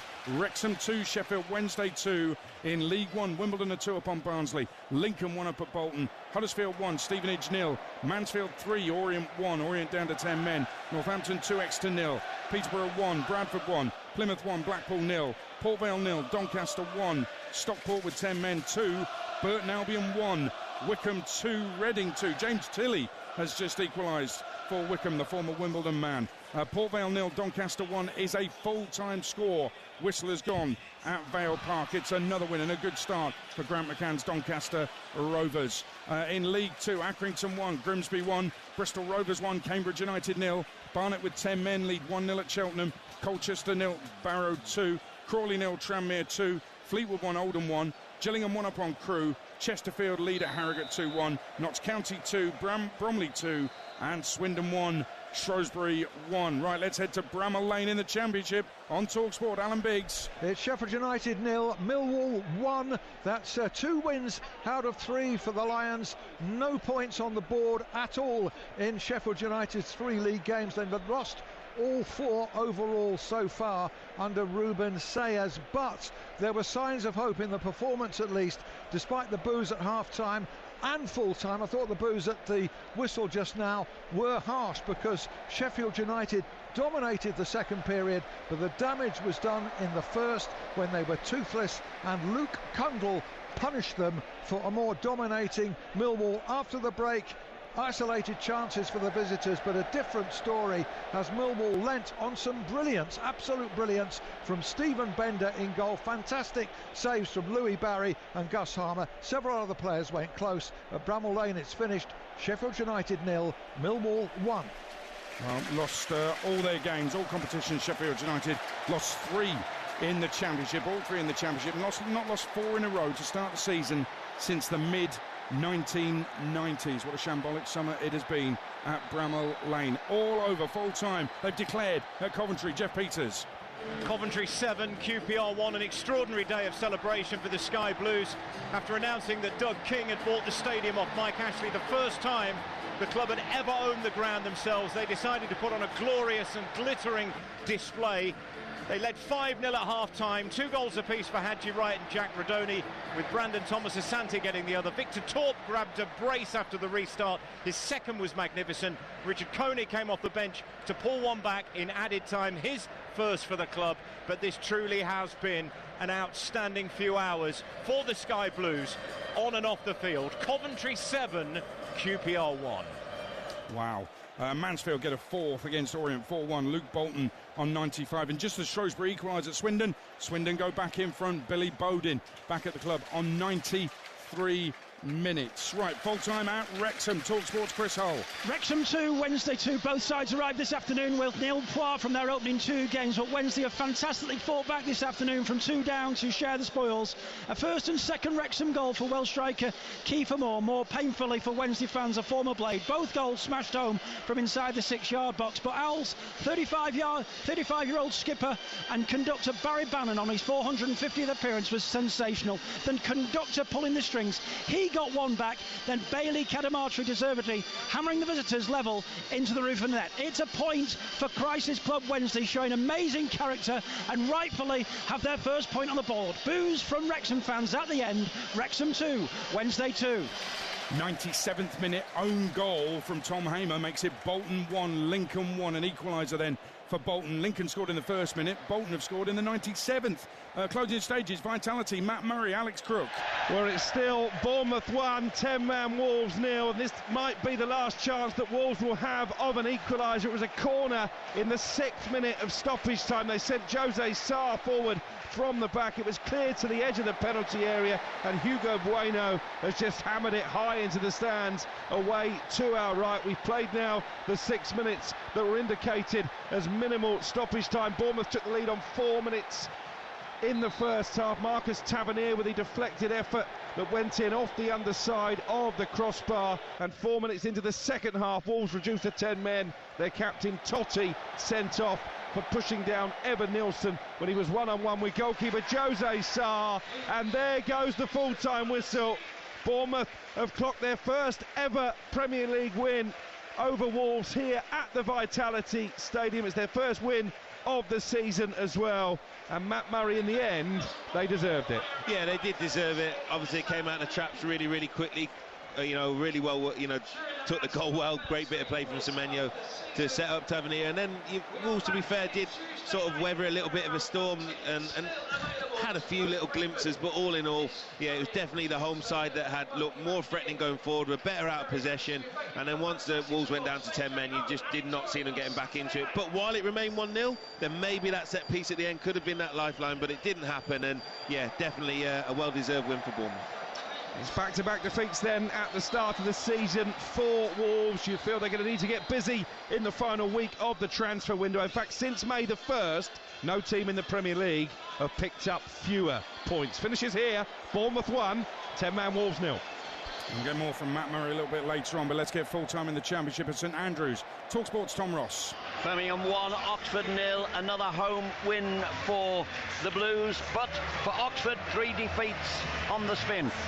But this was about a first half where Birmingham took the lead thanks to a wonderful strike from Paik Sung-ho inside the box, bottom right-hand corner. Apart from that, though, they had better chances. The second half was a non-event as Oxford defended magnificently despite Birmingham having most of the possession. But yet another win for Birmingham in the Championship. Birmingham 1, Oxford 0. Burnley going close to a third, but stays 2-0. Closing stages at Brentford, Troy Deeney and Ian Abrahams. Still Brentford 1, Villa 0. Dango Ouattara's goal on 12 minutes. Looks like being the winner here. He managed to get his second effort after Emi Martinez has saved his first when he was sent clear from a long Kelleher clearance that was flicked on, and then after that we saw another goal for Brentford that was chalked out for a foul on the goalkeeper. Long throw, Emi Martinez dropped it, wonderful volley from Damsgaard, edge of the penalty area, in off the bar, but it was ruled out by VAR. Second half has been so perplexing for Villa. They've had all the ball, they've had shots from distance and not many from inside the penalty area. Only 2 on target in the entire game. I wouldn't say that Kelleher has been overworked. And in front of Thomas Tuchel, I don't think Ollie Watkins has impressed. I don't think that either Morgan Rogers is impressive. I don't think anybody would have impressed him here today apart from Jordan Henderson, who went off just after the hour mark. He was really solid in Brentford's midfield. Looks like they're going to see it out now with 10 seconds to go. Jensen pulls the ball down and feeds Lewis Potter down the left-hand side. If I was him, I'd go for the corner flag. It looks like he might try and go inside. He does. Jensen back to Lewis Potter inside the penalty area, through to the goalkeeper, and Tony Harrington calls the full-time whistle, and it's Keith Andrews' first ever win as Brentford manager, and you can't say really they haven't worked hard for it. And Troy Deeney, you can't say really they haven't deserved it, because Villa just didn't do enough to try and win the game. Yeah, absolutely. Buzzing for Keith and the team. A lot of people, like myself, questioning whether he can do it, you know, with the departing players. But it looks like he's built a team that's together, working hard for each other. This game will be massive for them going forward. A huge win. Aston Villa have a lot of problems. So many players wanting to play as a 10. No balance, no structure, no real idea. And unfortunately now we're going to have to see what Unai Emery can do, because I'm looking down at him very frustrated and seeing some players go over to the Villa fans, and there's not many left. And a lot of Villa fans just to our right here, hands out saying, what was that? And again, I take a lot of pleasure as a Birmingham City fan seeing them in trouble, but I actually think right now, if I was a Villa fan, I'd be fuming. No clue of what they're going to do, no real shot, as you alluded to, no real options off the bench. For a team that just missed out on the Champions League on the last game of last season, this looks chalk and cheese. A win for Keith Andrews, though, for all the Brentford's problems over the summer. They got the job done. Brentford 1, Villa 0. Arsenal, by the way, have confirmed the signing of Eberechi Chiesa. He is now officially an Arsenal player. Obviously won't play today. Arsenal leads at 5:30. They'll keep you in touch with the updates from that on the game day phone-in. Get your calls in 03717223344. Cambridge have had a man sent off late on at Bristol Rovers, and they've lost 1-0 as well. Full-time in the Championship at Norwich. TalkSport's Mike Saul.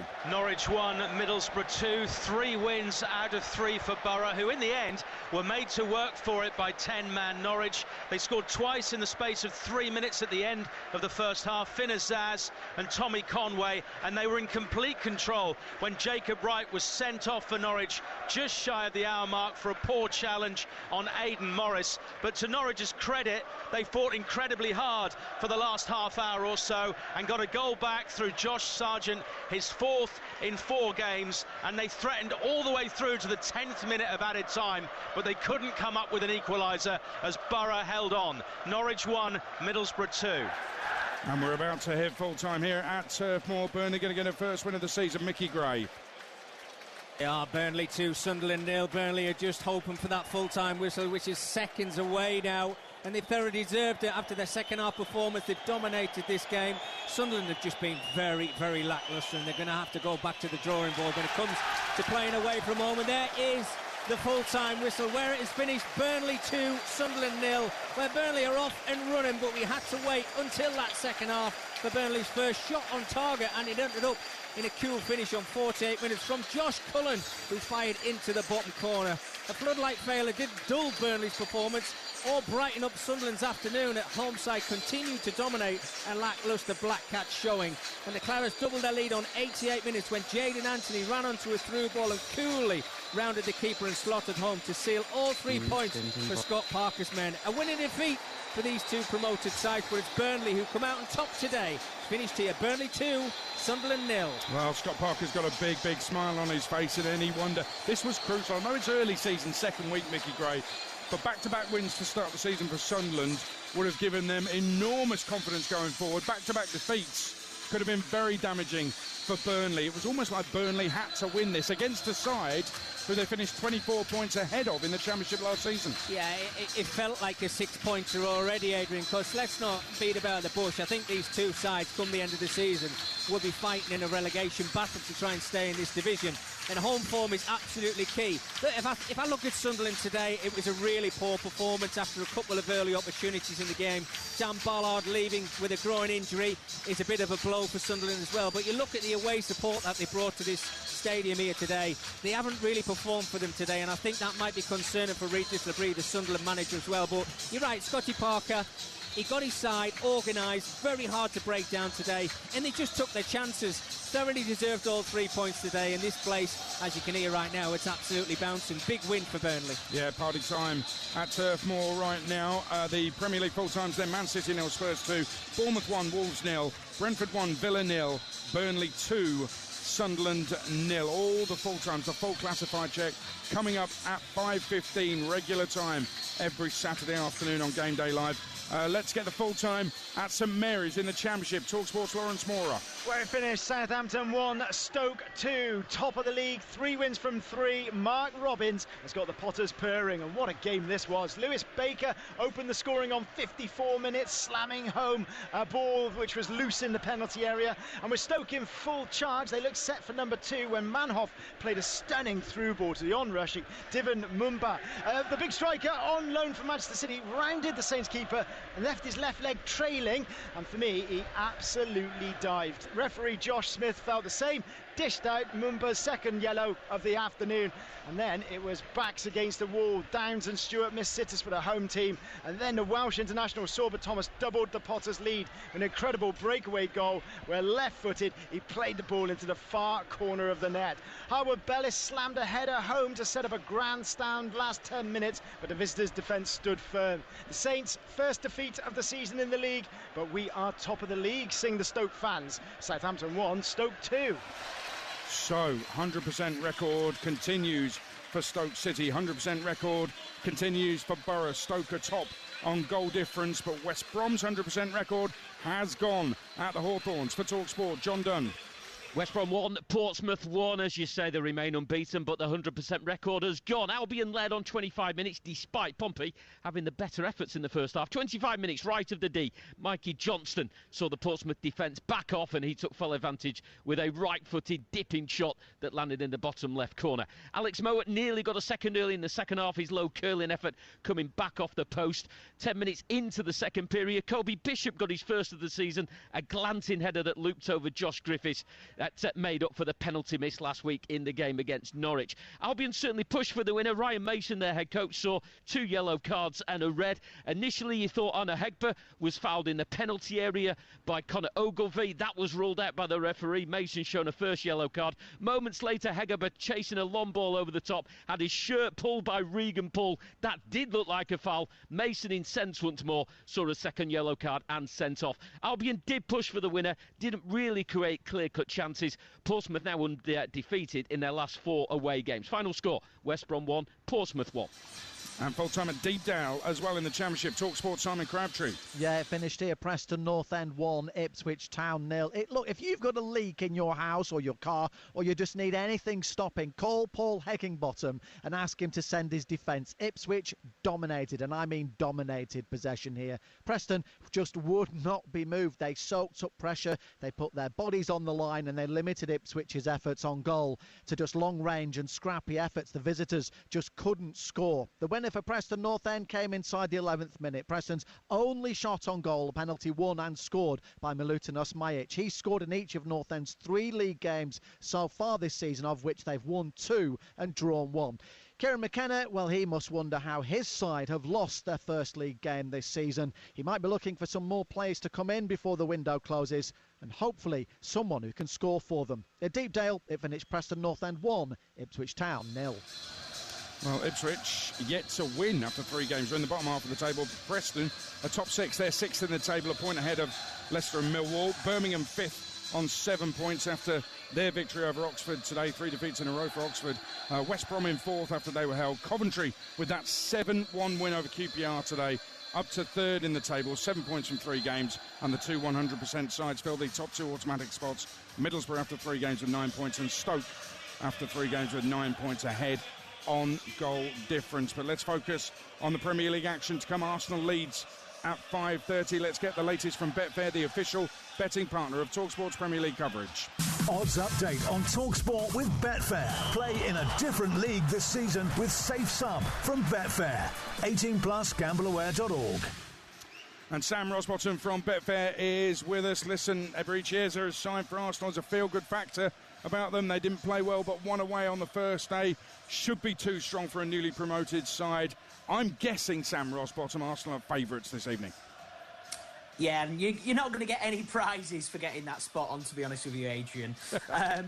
Unsurprisingly, the atmosphere, I'm sure, with Eze being presented in a moment's time onto the pitch in front of the Gunners crowd is going to be absolutely electric, isn't it, for this one? Look, Arsenal as short as 100-30 on to beat Leeds today. They've got a really decent record as well against their opponents today, unbeaten in their last 14 against Leeds. They've won their last 6 in a row as well, so they're really, really fancied. But Leeds, they got off to a really positive start last time, didn't they? They made Everton look poor at times on Monday night, as big as 8-1 to cause an upset in this game. The draw in that one, 7-2. Looking at some of the player markets, I'm looking at, while we're going to see Eze on the pitch, another one of their new signings, Victor Gyökeres. While he failed to register a shot in his Premier League debut last weekend against United, punters are still confident in him. He's a really popular selection in bet builders as well.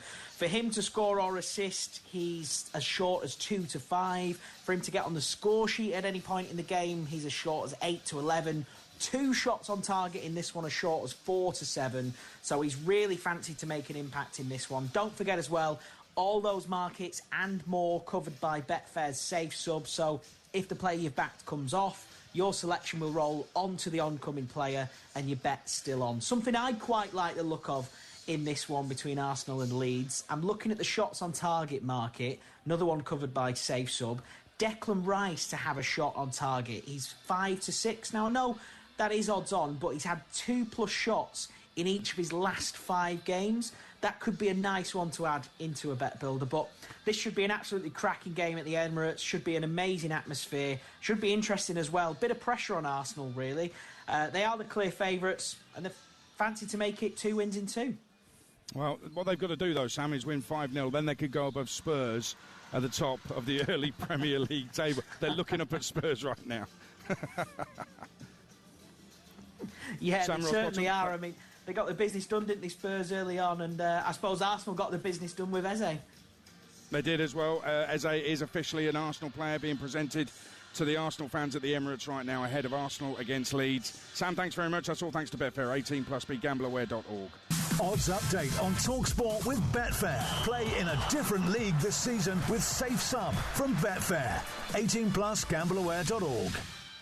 Full-time classifieds, the only place to do them, to hear them, is on national radio, is here, Talk Sport, and they're all coming up in around about 3 minutes' time. Let's go to the G-Tech, because I'm fascinated by Aston Villa.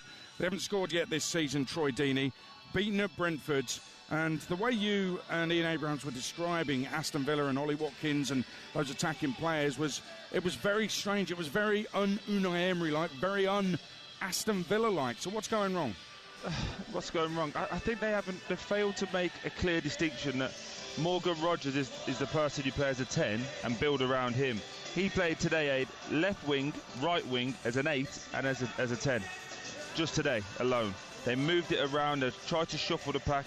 It just doesn't work. Too many players wanted to come inside without the ball. They don't want to run without it. They're all wanting it to feet, and it just doesn't work. So a lot of questions for Unai Emery. I expect him to be spiky with Moose. I've already told him to be careful because we went after Sam Matterface last week. But I just think he's in a position where he's frustrated. He wants to add some people to his team, but it just looks so one-dimensional, mate. And when you watch it and you get to watch the game, there's about 15 to 20 times when it was last 10 minutes, they've got the ball 30, 40 yards out, and they're just passing it from Tyrone Mings to Torres because Brentford have just sat in and said, go on then, try and do something. And they're just going round and round. It was like a pre-season game. For Brentford, it was great. For Aston Villa, so many questions. And Troy mentioned beforehand the big interview Keith Andrews did in the programme, basically outlining what he wants to do with the club, his philosophy. There was that little bit I highlighted where he said he wants to balance his football ideology with pragmatism. And the goal on debut from Dango Ouattara sounded very Route 1, sounded exactly like that, football ideology, but with pragmatism thrown in. Yeah, but it was a little bit better than that because as Villa had the ball and their setup defensively is fantastic. Jordan Henderson doesn't get too many mentions anymore, but he was excellent in there, organising, setting the press. They win the ball back, goes from the left centre back just back to the keeper, and he just hoofs it up to the halfway line. And then Thiago just wins the flick. It was like watching Alan Shearer back in the day. He just flicked it on, had a runner in behind like a Craig Bellamy. In this situation, it was Ouattara, and he gets through on goal. And he has a shot, keeper saves it, comes back to him, and he rolls it into an empty net. But it was so Sunday League basic that, again, if you're Unai Emery, you're going, is this a coaching problem, or is this just two defenders that both get it wrong at the same time? One goes short, one drops off, and in this situation, they both stood at each other and went, to me, to you, and unfortunately, it was Brentford that was the team that went and did it. For Keith Andrews, looking at the smile on his face, mate, walking around here afterwards, clapping the fans, you can see how much that meant to him. That was like a massive weight off his shoulders. I'd expect this Brentford team to grow and be better as the season goes on now after that. They got that monkey off the back and they can kick on. We'll get more from Troy Deeney at Brentford and from Matt Murray, who's been at Bournemouth 1 Wolves 0 very shortly. But TalkSport, the only place for a full classified check of all the results. So let's get all the full times. This is Game Day. Full-time classifieds. Premier League, Manchester City 0, Spurs 2, Bournemouth 1, Wolves 0, Brentford 1, Aston Villa 0, Burnley 2, Sunderland 0, Arsenal Leeds is at 5:30. Championship, Charlton 0, Leicester City 1, Hull City 0, Blackburn 3, Swansea 1, Watford 1, Birmingham 1, Oxford United 0, Coventry 7, QPR 1, Norwich 1, Middlesbrough 2, Preston 1, Ipswich 0, Sheffield United 0, Millwall 1, Southampton 1, Stoke City 2, West Brom 1, Portsmouth 1, Wrexham 2, Sheffield Wednesday 2. In League 1, Luton 0, Cardiff 1, Rotherham 2, Wigan 2, AFC Wimbledon 2, Barnsley 0, Bolton 1, Lincoln City 1, Huddersfield 1, Stevenage 0, Mansfield 4, Leyton Orient 1, Northampton 2, Exeter 0, Peterborough 1, Bradford 1, Plymouth 1, Blackpool 0, Port Vale 0, Doncaster 1, Stockport 2, Burton 1, Wickham 2, Reading 2, League 2, Newport 1, MK Dons 2, Walsall 1, Salford 0, Accrington 1, Grimsby 1, Bristol Rovers 1, Cambridge United 0, Cheltenham 0, Barnet 1, Colchester 0, Barrow 2, Crawley 0, Tranmere 2, Fleetwood 1, Oldham 1, Gillingham 1, Crewe 0, Harrogate 1, Chesterfield 2, Notts County 2, Bromley 2, Swindon 2, Shrewsbury 1, National League, Morecambe 2, Altrincham 1, Brackley Town 2, Rochdale 1, Braintree 1, Yeovil 0, Eastleigh 2, Boston United 0, Gateshead 2, Tamworth 1, Halifax 1, Forest Green 2, Hartlepool 3, Woking 0, Solihull Moors 1, Aldershot 5, Sutton United 2, Scunthorpe United 3, Truro 0, Southend 1, Wealdstone Carlisle kicks off at 5:30. Scottish Premiership, Celtic 3, Livingston 0, Hearts 3, Motherwell 3, Kilmarnock 0, Dundee 0. In the National League North, AFC Telford 0, Buxton 1, Curzon Ashton 0, Merthyr 3, AFC Fylde 2, Kidderminster 1's the latest, Hereford 1, Chorley 4, Kings Lynn 1, Darlington 1, Leamington 2, Radcliffe 1, Macclesfield 1, Alfreton 1, Marine 2, Bedford Town 1, Oxford City 1, Spennymoor 2, Scarborough Athletic 3, Peterborough Sports 1, South Shields 4, Chester 0, Worksop 2, Southport 0 is the latest. National League South, Tottenham 0, Maidstone 1, Bath 2, Eastbourne Borough 0, Chelmsford 2, Chippenham 1, Dover 2, Salisbury 0, Hampton and Richmond Borough 2, Dagenham and Redbridge 1, Hemel Hempstead Town 2, Dorking 0, Hornchurch 3, Farnborough 1, Horsham 2, Torquay 1, Slough Town 2, Ebbsfleet United 0, Tonbridge Angels 0, Chesham United 0, Western Supermare 1, Maidenhead 0, Worthing 0, Enfield 0. Scottish Championship, Airdrie 1, Queen's Park 1, Morton 2, Ayr United 2, Ross County 1, Partick Thistle 3, St Johnstone 3, Arbroath 0. Scottish League 1, Alloa 1, Hamilton 0, East Fife 2, Kelty Hearts 1, Montrose 0, Inverness Caledonian Thistle 2, Peterhead 3, Cove Rangers 1, Stenhousemuir 0, Queen of the South 0. Scottish League 2, Annan Athletic 3, Dumbarton 4, Elgin 2, Edinburgh City 4, the Spartans 1, Forfarn 0, Stirling 2, East Kilbride 3, Stranraer 1, Clyde 1.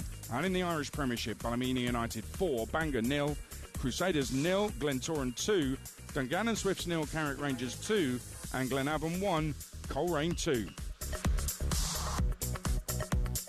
Free goldfish with every goal flash. Game Day Live. Talk Sport. 5 or 6 yards of Richarlison's away.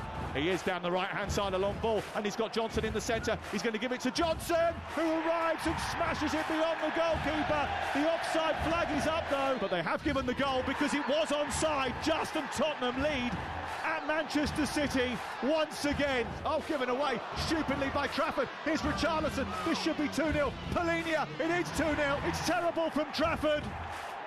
It's a meltdown from Manchester City, and Tottenham Hotspur take full advantage. Well, he's looked nervy, hasn't he, right from the start of the game, James Trafford.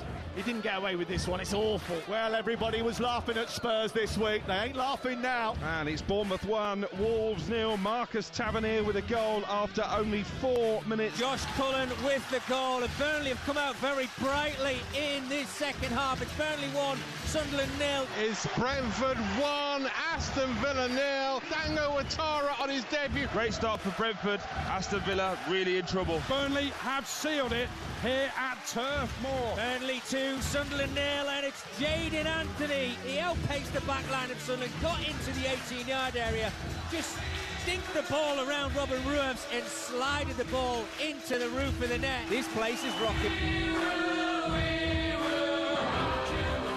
Well, the headlines today from the Premier League. What a win. Live and exclusive on TalkSport for Spurs. Brennan Johnson, Joao Polini with first half goals. Big error for the second from the City keeper James Trafford, and Spurs played 2, 1-2, scored 5, conceded none. They are currently top of the early Premier League table. Elsewhere, Bournemouth were 1-0 winners over Wolves, who had their captain Totti Gomez sent off. 2 defeats in 2 games for Wolves. Brentford with their record signing Dango Ouattara, £42.5 million, with a debut goal to beat Aston Villa, who had 76% of the ball but didn't do a huge amount with it. And that's no goals scored in 2 games from Unai Emery's side. Burnley here at Turf Moor beat Sunderland 2-0. Sunderland had a great chance early on. Mayenda fluffed it though. Cullen and Anthony with the goals to give Burnley their first win of the season. And looking elsewhere down the leagues in the EFL, in the Championship, Stoke City and Middlesbrough, the only 100% sides left in the Championship after 3 games. They fill the top 2 places. Sheffield United and Oxford yet to get a point. Blades are bottom of the table. In League 1, Cardiff are top on 13. Huddersfield were beaten today. They're on 12. Huddersfield beat Stevenage today. Huddersfield on 12. Stevenage, their 100% record is gone. They're down to 3rd place and bottom of League 1.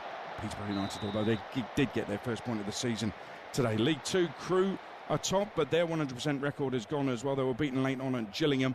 They're top on 12, ahead of Chesterfield on goal difference, and MK Dons, who won at lunchtime, are 3rd on 11 points. So those are your headlines. Jason Cundy will be taking your calls with Jamie O'Hara. 03717 22 33 Jamie O'Hara, Jason, must be loving it right now. Well, he's come in, he's very bullish, understandably so, even though they lost out to Eze midweek.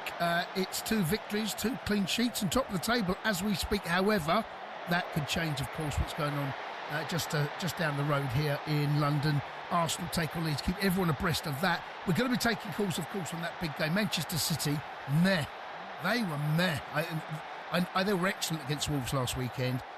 A shadow of that. Spurs were good. I think, Ada, this is a better victory over Man City than it was the 4-0 last season, because the way that began set up, you can fluke those 4-0 victories because the way they played. If you get the goal, get the second, third. But this was measured. This was a much, much more controlled performance than Spurs. And Thomas Frank has got his message across in complete stark contrast with what they did last season about how they played. Spurs are all right, you know. Spurs are right. Let's talk about Bournemouth versus Wolves. Second defeat on the spin. Bournemouth are decent. Bournemouth will be okay. Burnley 2, Sunderland 0. Wake up to what the Premier League is really, really like. This was a championship fixture last season. But guessing you remember they missed 2 late penalties at Sunderland to be denied by Trafford. Going to talk about Trafford as well. The worst player technically on the pitch is asked to make the riskiest passes.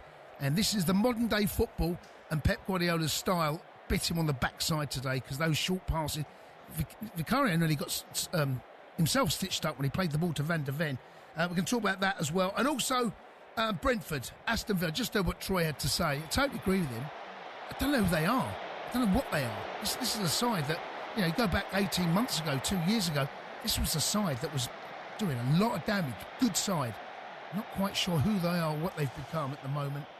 Brentford, big win for Andrews, by the way. That's a big result. And the goal that was disallowed, I mean, do me a favour. I don't know whether you've seen it, Adrian, or not, but it's not a foul on Martinez. It's so soft. And it won't be a talking point because Brentford take the points. Had they dropped points, it would have been very different. Coventry 7, QPR 1. Let's all laugh at QPR. And Sheffield United, what is going on there? Yes. Where's Ollie Hunter when you need him? And Absolutely. Millwall are doing bits again, you know. Jason, thanks very much. 03717 22 He mentioned Coventry 7, QPR 1. Let's hear from the man involving machinery outside the town of Dunlow. His body has been taken to Letterkenny University. They're excited. The Morocco. Their 3 o'clock kick-off at home to Wolves, 1-0 for the Cherries. Brentford 0, Aston Villa 0. Callagher and Collins involved for Brentford today. Burnley 0, Sunderland 0. We also have on the line from London the ex-Republic of Ireland striker David Connolly. How are you, David? I'm very well. Good afternoon, lads. David, what happened in the City Spurs game? Can you sum it up for us? Well, I told you last week, John, you had a top manager there, and you know, I'm sure there will be tougher things to do, you know, and you know, they did beat them last season, I guess, and maybe they've got their number, Tottenham, but I just really like the manager. As you know, it's my local club, so I know a lot about him. I mentioned last week about Richarlison looking really, really happy. I think the manager suits him. You know, I think if anyone's going to get something out of him, it's him. You know, just look, every time the ball came into him, he made it stick and he got hold of it, you know, and he's a presence up there. And go back to Brentford last week, I said basically they had no presence up front, kept coming back. But, you know, the high press, all the usual stuff they got right. You know, they pressed high. I thought Trafford was really poor today, the City goalkeeper. You know, I think they lacked that bit of composure in goal. He rushed all his clearances. It just seemed like Tottenham got after them with loads of energy, and they had quality as well, and they got pace. And they've got a bit of physical presence as well. You know, they're strong straight through the middle of the sort of the spine of the team. And they've got a really good manager who I think will do very well, John. So a really good day for them. And, you know, still a bit of work for a lot of these teams to do. Same with City. I've seen a lot of goalkeeper mistakes. I don't know what the lads think, but we've seen a lot of goalkeeping errors, like even in the West Ham game yesterday. Hermanson made look really weak. We saw United last week on the corner, really weak, balls coming in the box. And what I thought was good today, I don't know if you noticed, but Thomas Frankie marked sort of zonally, all the outswinging corners. They had no one in the 6-yard box. So every outswinger, they were 8 yards from their goal. Even if a City player got a head on it, the goalkeeper had the whole of the 6-yard box to command. And I don't know whether that's, maybe deliberate, looking at let's give our keeper the best chance of not being blocked off. No one blocking him and stuff like that. So little bits like that, John, you would know more than me, maybe Shane as well. If Tottenham done that last season, I can't recall. I don't watch him that often. But I just thought, maybe he's looked at how goals have gone in, soft goalkeeping. Maybe he's changed that as well. No, really good day for Tottenham. Somebody, John, is going to have to explain the Ederson one to me, because I just can't wrap my head around it. Like I can't figure this out. What did Pep Guardiola possibly see in Ederson last year that told him he needed to change his goalkeeper? I cannot make sense of this. I think he's top 3, top 4 goalkeepers in the world. And while I also wouldn't agree with the Donnarumma one at PSG, I can somewhat understand. I get the Luis Enrique thing of, well, I want a guy who's really comfortable with the ball at his feet. But Pep can't even fall back on that. Like, is there a better goalkeeper with the ball at his feet than Ederson? Like, you watch that second goal today. The killing thing for teams with Ederson was that you knew City were going to try and play out from the back. So you went to try and press them. But if you tried to press them, he'd ping it half the length of the field onto somebody's toe, and they'd get in behind you that way. But today, Spurs went to press. Just to explain, anybody who didn't see it, literally gifted Spurs a goal for Palhinha from his own. 100%. He doesn't even start with the ball at his feet. It's one of the centre halves plays into him. John Stones, I think, or I'm not sure who, plays into him. And he plays a ball like inside his own 18-yard box with a player absolutely breathing down his throat. Papa Sarr steals it off him. Richarlison, Palhinha balls in the back of the net. But like last year, opposition teams would have set up similar to the way Spurs tried to do it, but the difference last year was you play that pass to Ederson and Ederson goes, oh, pressure is too much here, bang, I'm going to ping it the length of the field to Doku's toe, who then has like half a pitch in front of him to run into. I don't think Heaton has, and listen, he's an excellent goalkeeper. He was absolutely outstanding for Burnley last year, but just somebody give me the thinking or the justification behind Ederson not being a right fit for City. I just can't wrap my head around it. Yeah, it's just one of them ones, exactly as you're saying there. If you want to have a press against the team and the keeper is not comfortable with the ball at his feet, it's the biggest cue to press. You know that yourself, Shane. Anywhere you set up, if it's a midfielder that's not comfortable on the ball, you go press him. If it's the goalkeeper that you're pressing and you're a team that passes out the back, you make one mistake and it's over. Like it's not like a centre forward. Normally a left-sided centre half, isn't it? You're hoping the left-sided centre half is right-footed, and then you're trying to get after that. Make a press there, or the keeper if he's pouring the ball. But as you're saying last year, like anyone pressed, he would have just gone right grand. I just knock it 70 yards, and then you're 1v1 against one of the most attacking players in the league. So yeah. So go on, David. Did you? There was a little sort of warning before they conceded that goal, where Rico Lewis, I think, played a pass back to Trafford from about 3 yards away. Right now, he played it to his right foot. Now, I know he's right-footed, but the pressure was coming from the right, so he actually should have played it to his left foot. And he played it to his right and pointed to play out to the left. But the problem is, you play it to a goalkeeper on his right foot and he's getting pressed from that side. That cuts down how much time he's got. So really, Rico Lewis should have been playing it as if he was playing with Ederson, because Trafford should be two-footed, right? Play it to his left. That, when I'm a centre forward, that means that doubles how far I've got to run, because now I'm running on the diagonal. I'm not running straight. Just those little details, I imagine Pep will be pulling his hair out, because that is the difference, and that just shows you that they're not quite there yet. They're not quite there. They're not doing the little bits and pieces that make the difference between playing out and getting out and not. And he just about got away with that. And I agree, yeah, that's when you got to know as a goalkeeper. If it's not on, you go along. And I wouldn't mind, but he's up. They've got Haaland, who's 6'4". They don't have a 5'8" striker. Just get it up to him, and he'll get hold of it. So yeah. Anyway, and don't get me wrong, David, I'm not particularly going after Heaton here. I think Heaton is an excellent goalkeeper. You mean Trafford, you mean? Trafford, sorry. I think he's an excellent goalkeeper. But the difference for me is, like David's pointed out one or two, I'd already have question marks over the United goalkeeper. I'd have question marks over the West Ham goalkeeper. It's not that I have question marks over the City keeper. I just can't understand how there was ever a need for a change in keeper. Yeah, Brentford have scored against Aston Villa. So 1-0 for David Conley's team, you call them.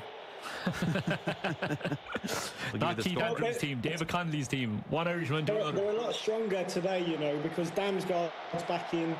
they needed a bit more muscle than last week. They looked physically weaker than Forest last week. So, they look stronger today. And is it a debut goal? Maybe, is it? Yeah, Thiago, I think. No, I don't think it is. Is it not? Oh, it's Thiago. Ouattara, is it? Is it not Milambo? No. Yeah, I think it is. No, I think it's Igor. Is it? I can't say. I don't know. It's not Milambo. He's Back not to starting. front. Just getting a replay of it here now. Back to front very fast. One little flick on. Second attempt at it here.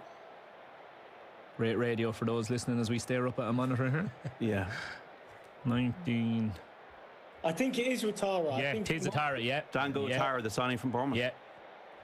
Yeah, he's done very well. I mean, it's absolute route one. It's a ball straight down the middle and one exactly flick on. what we were just talking about in the City game there. Yeah, very true.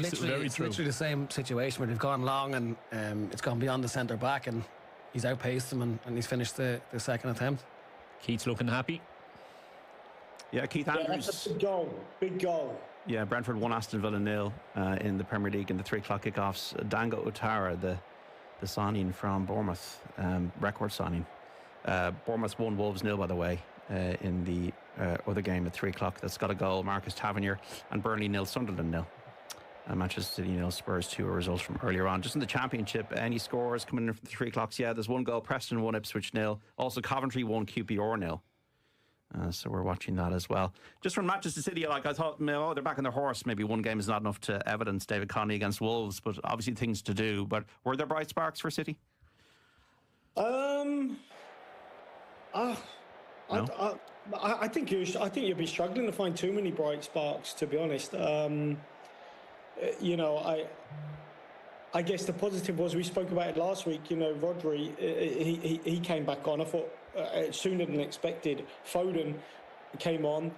Bernardo Silva, they looked stronger, obviously, when I think those three came on. But I mean, they kind of like struggled to really create much. They probably should have, or certainly could have, scored twice in the first half, David. The Haaland pass to put Marmoush through, I thought the Vicario save off of that was absolutely excellent. And then Haaland himself has a header towards the end of the half that a player of his standard you'd expect. But like the really worrying thing for me from their perspective was, like, you look at what PSG did to Tottenham only 10 days ago in terms of the relentless pressure when they were 2-0 behind, pinning them into their own half. Like, thankfully, as a Spurs fan, the second half was a non-event. Nothing happened, which is exactly what Thomas Frank would have wanted. Nothing happened. There was no, heart and mouth moment whatsoever. It was all pretty comfortable. There was just no spark about City. Like, they looked like they could score when Spurs were still coming out after them in the first half. But once Spurs decided he was Paulinho to that. I thought he was absolutely outstanding. I've said it before, John. I don't know if I've ever been as happy with a Tottenham signing in my life. I swear to you, I've never seen a guy to so fit the bill for what a team is so missing. I just think we have been missing that kind of player for like 10 years plus nearly at this stage, and I thought he was outstanding today. He got after absolutely everything. The amount of times he unsettled them, it's just his usual thing, like just snapping around everybody's heels. Look, he's not an open you up with a raking, long range pass kind of a player. Just his ability to protect the back line. City obviously probably exploit that area in front of the 18-yard box better than anybody. But once he's in that zone, there's just no way through. I think he's brilliant. One thing which I think I did notice, which was I touched on last week. Now, they got their line spot on last week. Man City, their defensive line. I mean, absolutely spot on. They caught Wolves offside 4 or 5 times. Now, if you're Tottenham and you're a top manager, Tim would know, you look at the last game and you go, right, what do we pick out from the last game? Well, their defensive line, very, very high. So if we time our runs, if we get it right, we could be in. And all it takes, it's a fine line between really well done and obviously it can just go wrong. You can just slip like John Stones does, or he just stepped up fractionally too late. That is all it takes, and you're bang in trouble. And that's what happened. And in a game of kind of like fine margins or whatever, it just takes the odd mistake, and that was it. John Stones just stepped up half a yard too late. That's all it was, or a foot. The two City goals, John, were extremely reminiscent of the two kinds of goals that Tottenham consistently conceded last year. By playing a line too high, I thought John Stones, I wouldn't be letting him off the hook too easy, David. I know the slip was involved, but for me, the decision making was wrong. Like, he steps into play offside, he has to see that I just need to go with him here. Like, Richardson's a good player, but he's not one that's going to absolutely burn you for pace. So I think if you go with him, you probably deal with him. But you probably look at John Stones now. You can't. Yeah. He won't go with him, because if Pepper's told him playing this way, if he drops, Pep will say, that's not what I told you to do. So what you have to do, you have to get it bang on every time. And that's his mistake. He was half a yard too late to react. And again, I think as well, you'll know as well, David, is very quickly people lose half a yard. So Stones might be at that stage now where he might have lost that little half a yard of pace. And if he's been asked to play a high line, like I remember Chelsea changed it at one stage with John Terry, and he looked very, very vulnerable. Yeah. And now City seem to be in that thing now, they're trying to congest the pitch, and they're probably the best team in the country playing in tight areas. So maybe they want it as small as possible. Goal for Burnley, 1-0 against Sunderland. We'll confirm the score in due course. Go on, David. Well, I was going to say, because the other thing would be, right, if you go back to how that high line would work with various, City or Edison or whoever, he would then be really far out of his goal, right? I'm not saying if he was in goal today, he would be that high, because it was too far away from goal. But normally those two work together, don't they? The high line and then the sweeper keeper. Yep. They kind of work in tandem. You saw the high line last week and stuff, and it worked, but you didn't really see the high keeper, and you didn't see it today either. So, yeah, this is why the football is so. It's not easy to get all this right, as the lads would tell you. Being managers, pulling it all together is not easy. Lyle Foster on the mark for Burnley against Sunderland in the battle of their two promoted clubs. Brentford 1, Aston Villa 0. The Burkina Faso striker Dango Ouattara with a goal. Bournemouth 1, Wolves 0. Marcus Tavernier with the goal for Bournemouth at the Vitality Stadium. When you were looking at the season, Tim, did you say, I'm a Liverpool, or my team that I think will win the league? Do you think it's going to be City, Arsenal? How did you weigh it up before the start of the season? It's difficult to look past Liverpool. I think obviously with the whole Diego Jota thing going on, it's probably brought them more together. But you don't know if that's going to have implications further into the season. As that emotionally taken a lot out of them already. You see Salah last week after getting a couple of goals, he's crying after the game. You don't know how it's going to affect the players going on. But look, I think you have to point to them to be the ones to be beaten first. City again, you think they'd be strong, and then they lose 2-0 at home today. I think Arsenal, if Eze gets over the line to Arsenal, I think it gives them a very good attacking options. I still think the centre forward is an issue for them. I know they brought the Gerks or whatever from in. I don't know if he's Arsenal's number 9 quality. Good player, obviously, but I don't know if he's going to shoulder the pressure of a title challenge in the Premier League. Quite debut against Manchester United last week. What about the Eze stuff? I mean, Eze. David Connolly, from your time in football. I mean, look, he just went to the club he loves. He was released from there as a boy. Do Spurs deserve any blame? I don't know, John. I mean, I don't know the ins and outs of it, whether they could have got a deal done over the line quicker or not. But I coached Eze, so I know him very well. My first day at work actually coincided with his birthday, and I don't really get anyone a birthday card, but I wrote one to him because I just thought, well, it's something to, get on with the lads. They're, 18, 17, whatever they were. I didn't know, obviously, no one knew what superstar he was going to be, but I'm thrilled for him. And, he is an Arsenal fan. So I agree with Tim. I said this last week. I think they need something else with goals. I think Odegaard's great, but I don't think he gives you the power, the pace, the ability to score from distance. He's a little intricate sort of player. And I think Eze or someone like Acuna, that type, would give Arsenal that. So if it happens, great. And, and this, Eze, no chip on his shoulder. It never worked out anywhere. He's always thanking God or whatever. It's God's will. He did his Achilles and he's come back and looks great. He just looks like such a terrific role model for kids as a modern day footballer. I mean, he just fabulous. So I hope it works out for him, and it'll work well for Palace, I guess, because if they didn't want to sell him, they wouldn't sell him, and they're getting a lot of money for him. So I'm sure they'll reinvest. Yeah. How has he improved, David, Eze? Well, because when he was at Millwall, it was very difficult because, and I'm sure the lads will also tell you this as managers, if you're a first-team manager, you want to play a particular way. And at the time, Millwall was a 4-4-2 club.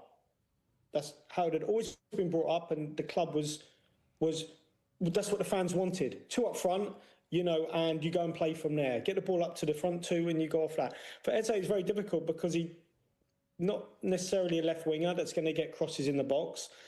Millwall didn't really play with a number 10 because it wasn't their style. Now, things have evolved and different managers take over, like Gary Rowett might play a 4-2-3-1 or whatever, but you go back to Millwall days, Kenny Jackett, Neil Harris, that was never the way. It was a 4-4-2, that was it. And let me tell you, if you don't give the Millwall fans what they want, it's very difficult. They want to get it up to the front too. So I think, unfortunately, it just didn't suit Eze, but he had all the attributes, but he probably just wrong place at the wrong time. I don't think physically he's changed. He's still very powerful as what he was, very gifted with both feet. He probably just needed a platform to go and show his talents and someone to believe in him, which for a large part he didn't have. See David, Eze, the profile of him. I was obviously in Millwall for a couple of seasons and then another few seasons non-league in England. That part of the country has hundreds and thousands of kids exactly like Eze that go down to goals, 5-a-sides, and all of them play. And he's the one that all the young kids would look at Palace, and they all play football on a Monday, Tuesday, Wednesday night, whatever's in the cages, and he plays like him. He's just creative. I think that's why if he does go to Arsenal and he plays off the left, it'll give them a different dynamic than they've had, and it'll give them that sort of freedom. I think John, you said there how he's improved. I think it was the perfect match for him at Palace. I know what you're saying at Millwall. It's very much, look, if he plays and does something that doesn't work, the fans can get on your back there pretty quickly. And it just seemed it was a perfect fit for him at Palace. He'd remind you of Wilfried Zaha when he was a kid coming through and whatever else. Like that type of player, there's loads of them in South London. And I love watching them. I think they're so exciting. I was going to ask you, David, what way do you think Arteta will use him? I don't know, because I think in a 4-3-3 he can play wide left, or he can play as one as a 2 attacking mids. I'd play him as an 8 or a 10 personally, but I just wonder whether they don't really think they have enough with Martinelli or that's it, yeah, whoever's on the left. And that's and that was one of the surprising things for me in the move. Was I was looking and going, like, I would have thought if I'm Eze, I want the 10. I want the 10 jersey. I want you to trust me as the central fulcrum of everything that you're going to do from an attacking perspective. And even though Odegaard is off it at the moment, I still find it very hard to see Odegaard being dropped and Eze coming into that role on a full-time basis. Whereas the jersey is, I would have thought the jersey is pretty much his at Tottenham. Like, Sarr is going quite well at the moment in fairness, but Sarr can probably drop down back to an 8 if need be. So I think that 10 position was ready and waiting. Now, look, I'm looking at this through Tottenham tinted glasses. Fluidity with the changing with Saka, Odegaard himself, and playing all sorts of positions, interchanging throughout the whole game, and a little bit more freedom. And he's probably looked at Arsenal and said, I've got an opportunity to win things. And I don't mean that in a negative towards Spurs, but where they finished in the league last year, maybe the distance that needs to close to the top. He could be the distance to close the gap between Liverpool and Arsenal from last season. Levy has made an absolute mess of this job. Like, this is just farcical. Let's be honest. Copy, paste and repeat for the last how many years? It is farcical. I'm laughing out loud, but I'm raging inside. Because he just, like, he's absolutely a parody of himself. Yeah, exactly. It's like, how much more Daniel Levy can Daniel Levy become? Like, I'm going to turn up and I'm going to, I'm Daniel Levy, I drive such a hard bargain and I'm going to get the best from this deal and I'm going to try and lowball you and blah, blah, blah, and I'll get it over the line eventually. And then out of nowhere, somebody just comes, does their business properly, bang, it's done, and away you go. You see, that method has probably run its course with other Premier League clubs. Gibbs White didn't happen, as it hasn't happened, and now they're scrambling around, and also they're doing their business too late to be the smartest person in the room And if you think you're the smartest person in the room, you know what, you probably are, you're probably not. As great a businessman as he is, as amazing a job as he did with the stadium and all that beautiful stuff, but look, ultimately it's a football club, not an entertainment club. There's so much money as well, John, that it's not just you're competing with 1 or 2 clubs. There's probably 10 or 15 clubs that could offer massive deals. And if you don't do your business quickly, you just go on to the next Liverpool, all the business they did. Now, whether it's the right business, but ultimately they got their business done, and they probably will do more business if they get Isak. There has to be an acceptance, John, that sometimes you will get a player at a good deal, okay? And I think we've got Polina at a snip, okay? So well done, Danny Levy. You've got a done really, really well there. Kudos is about on par. I think the transfer fee is about right. You have to accept every now and then that you're going to pay over the odds. That you're going to pay over the odds. That the only way to secure this player is to play him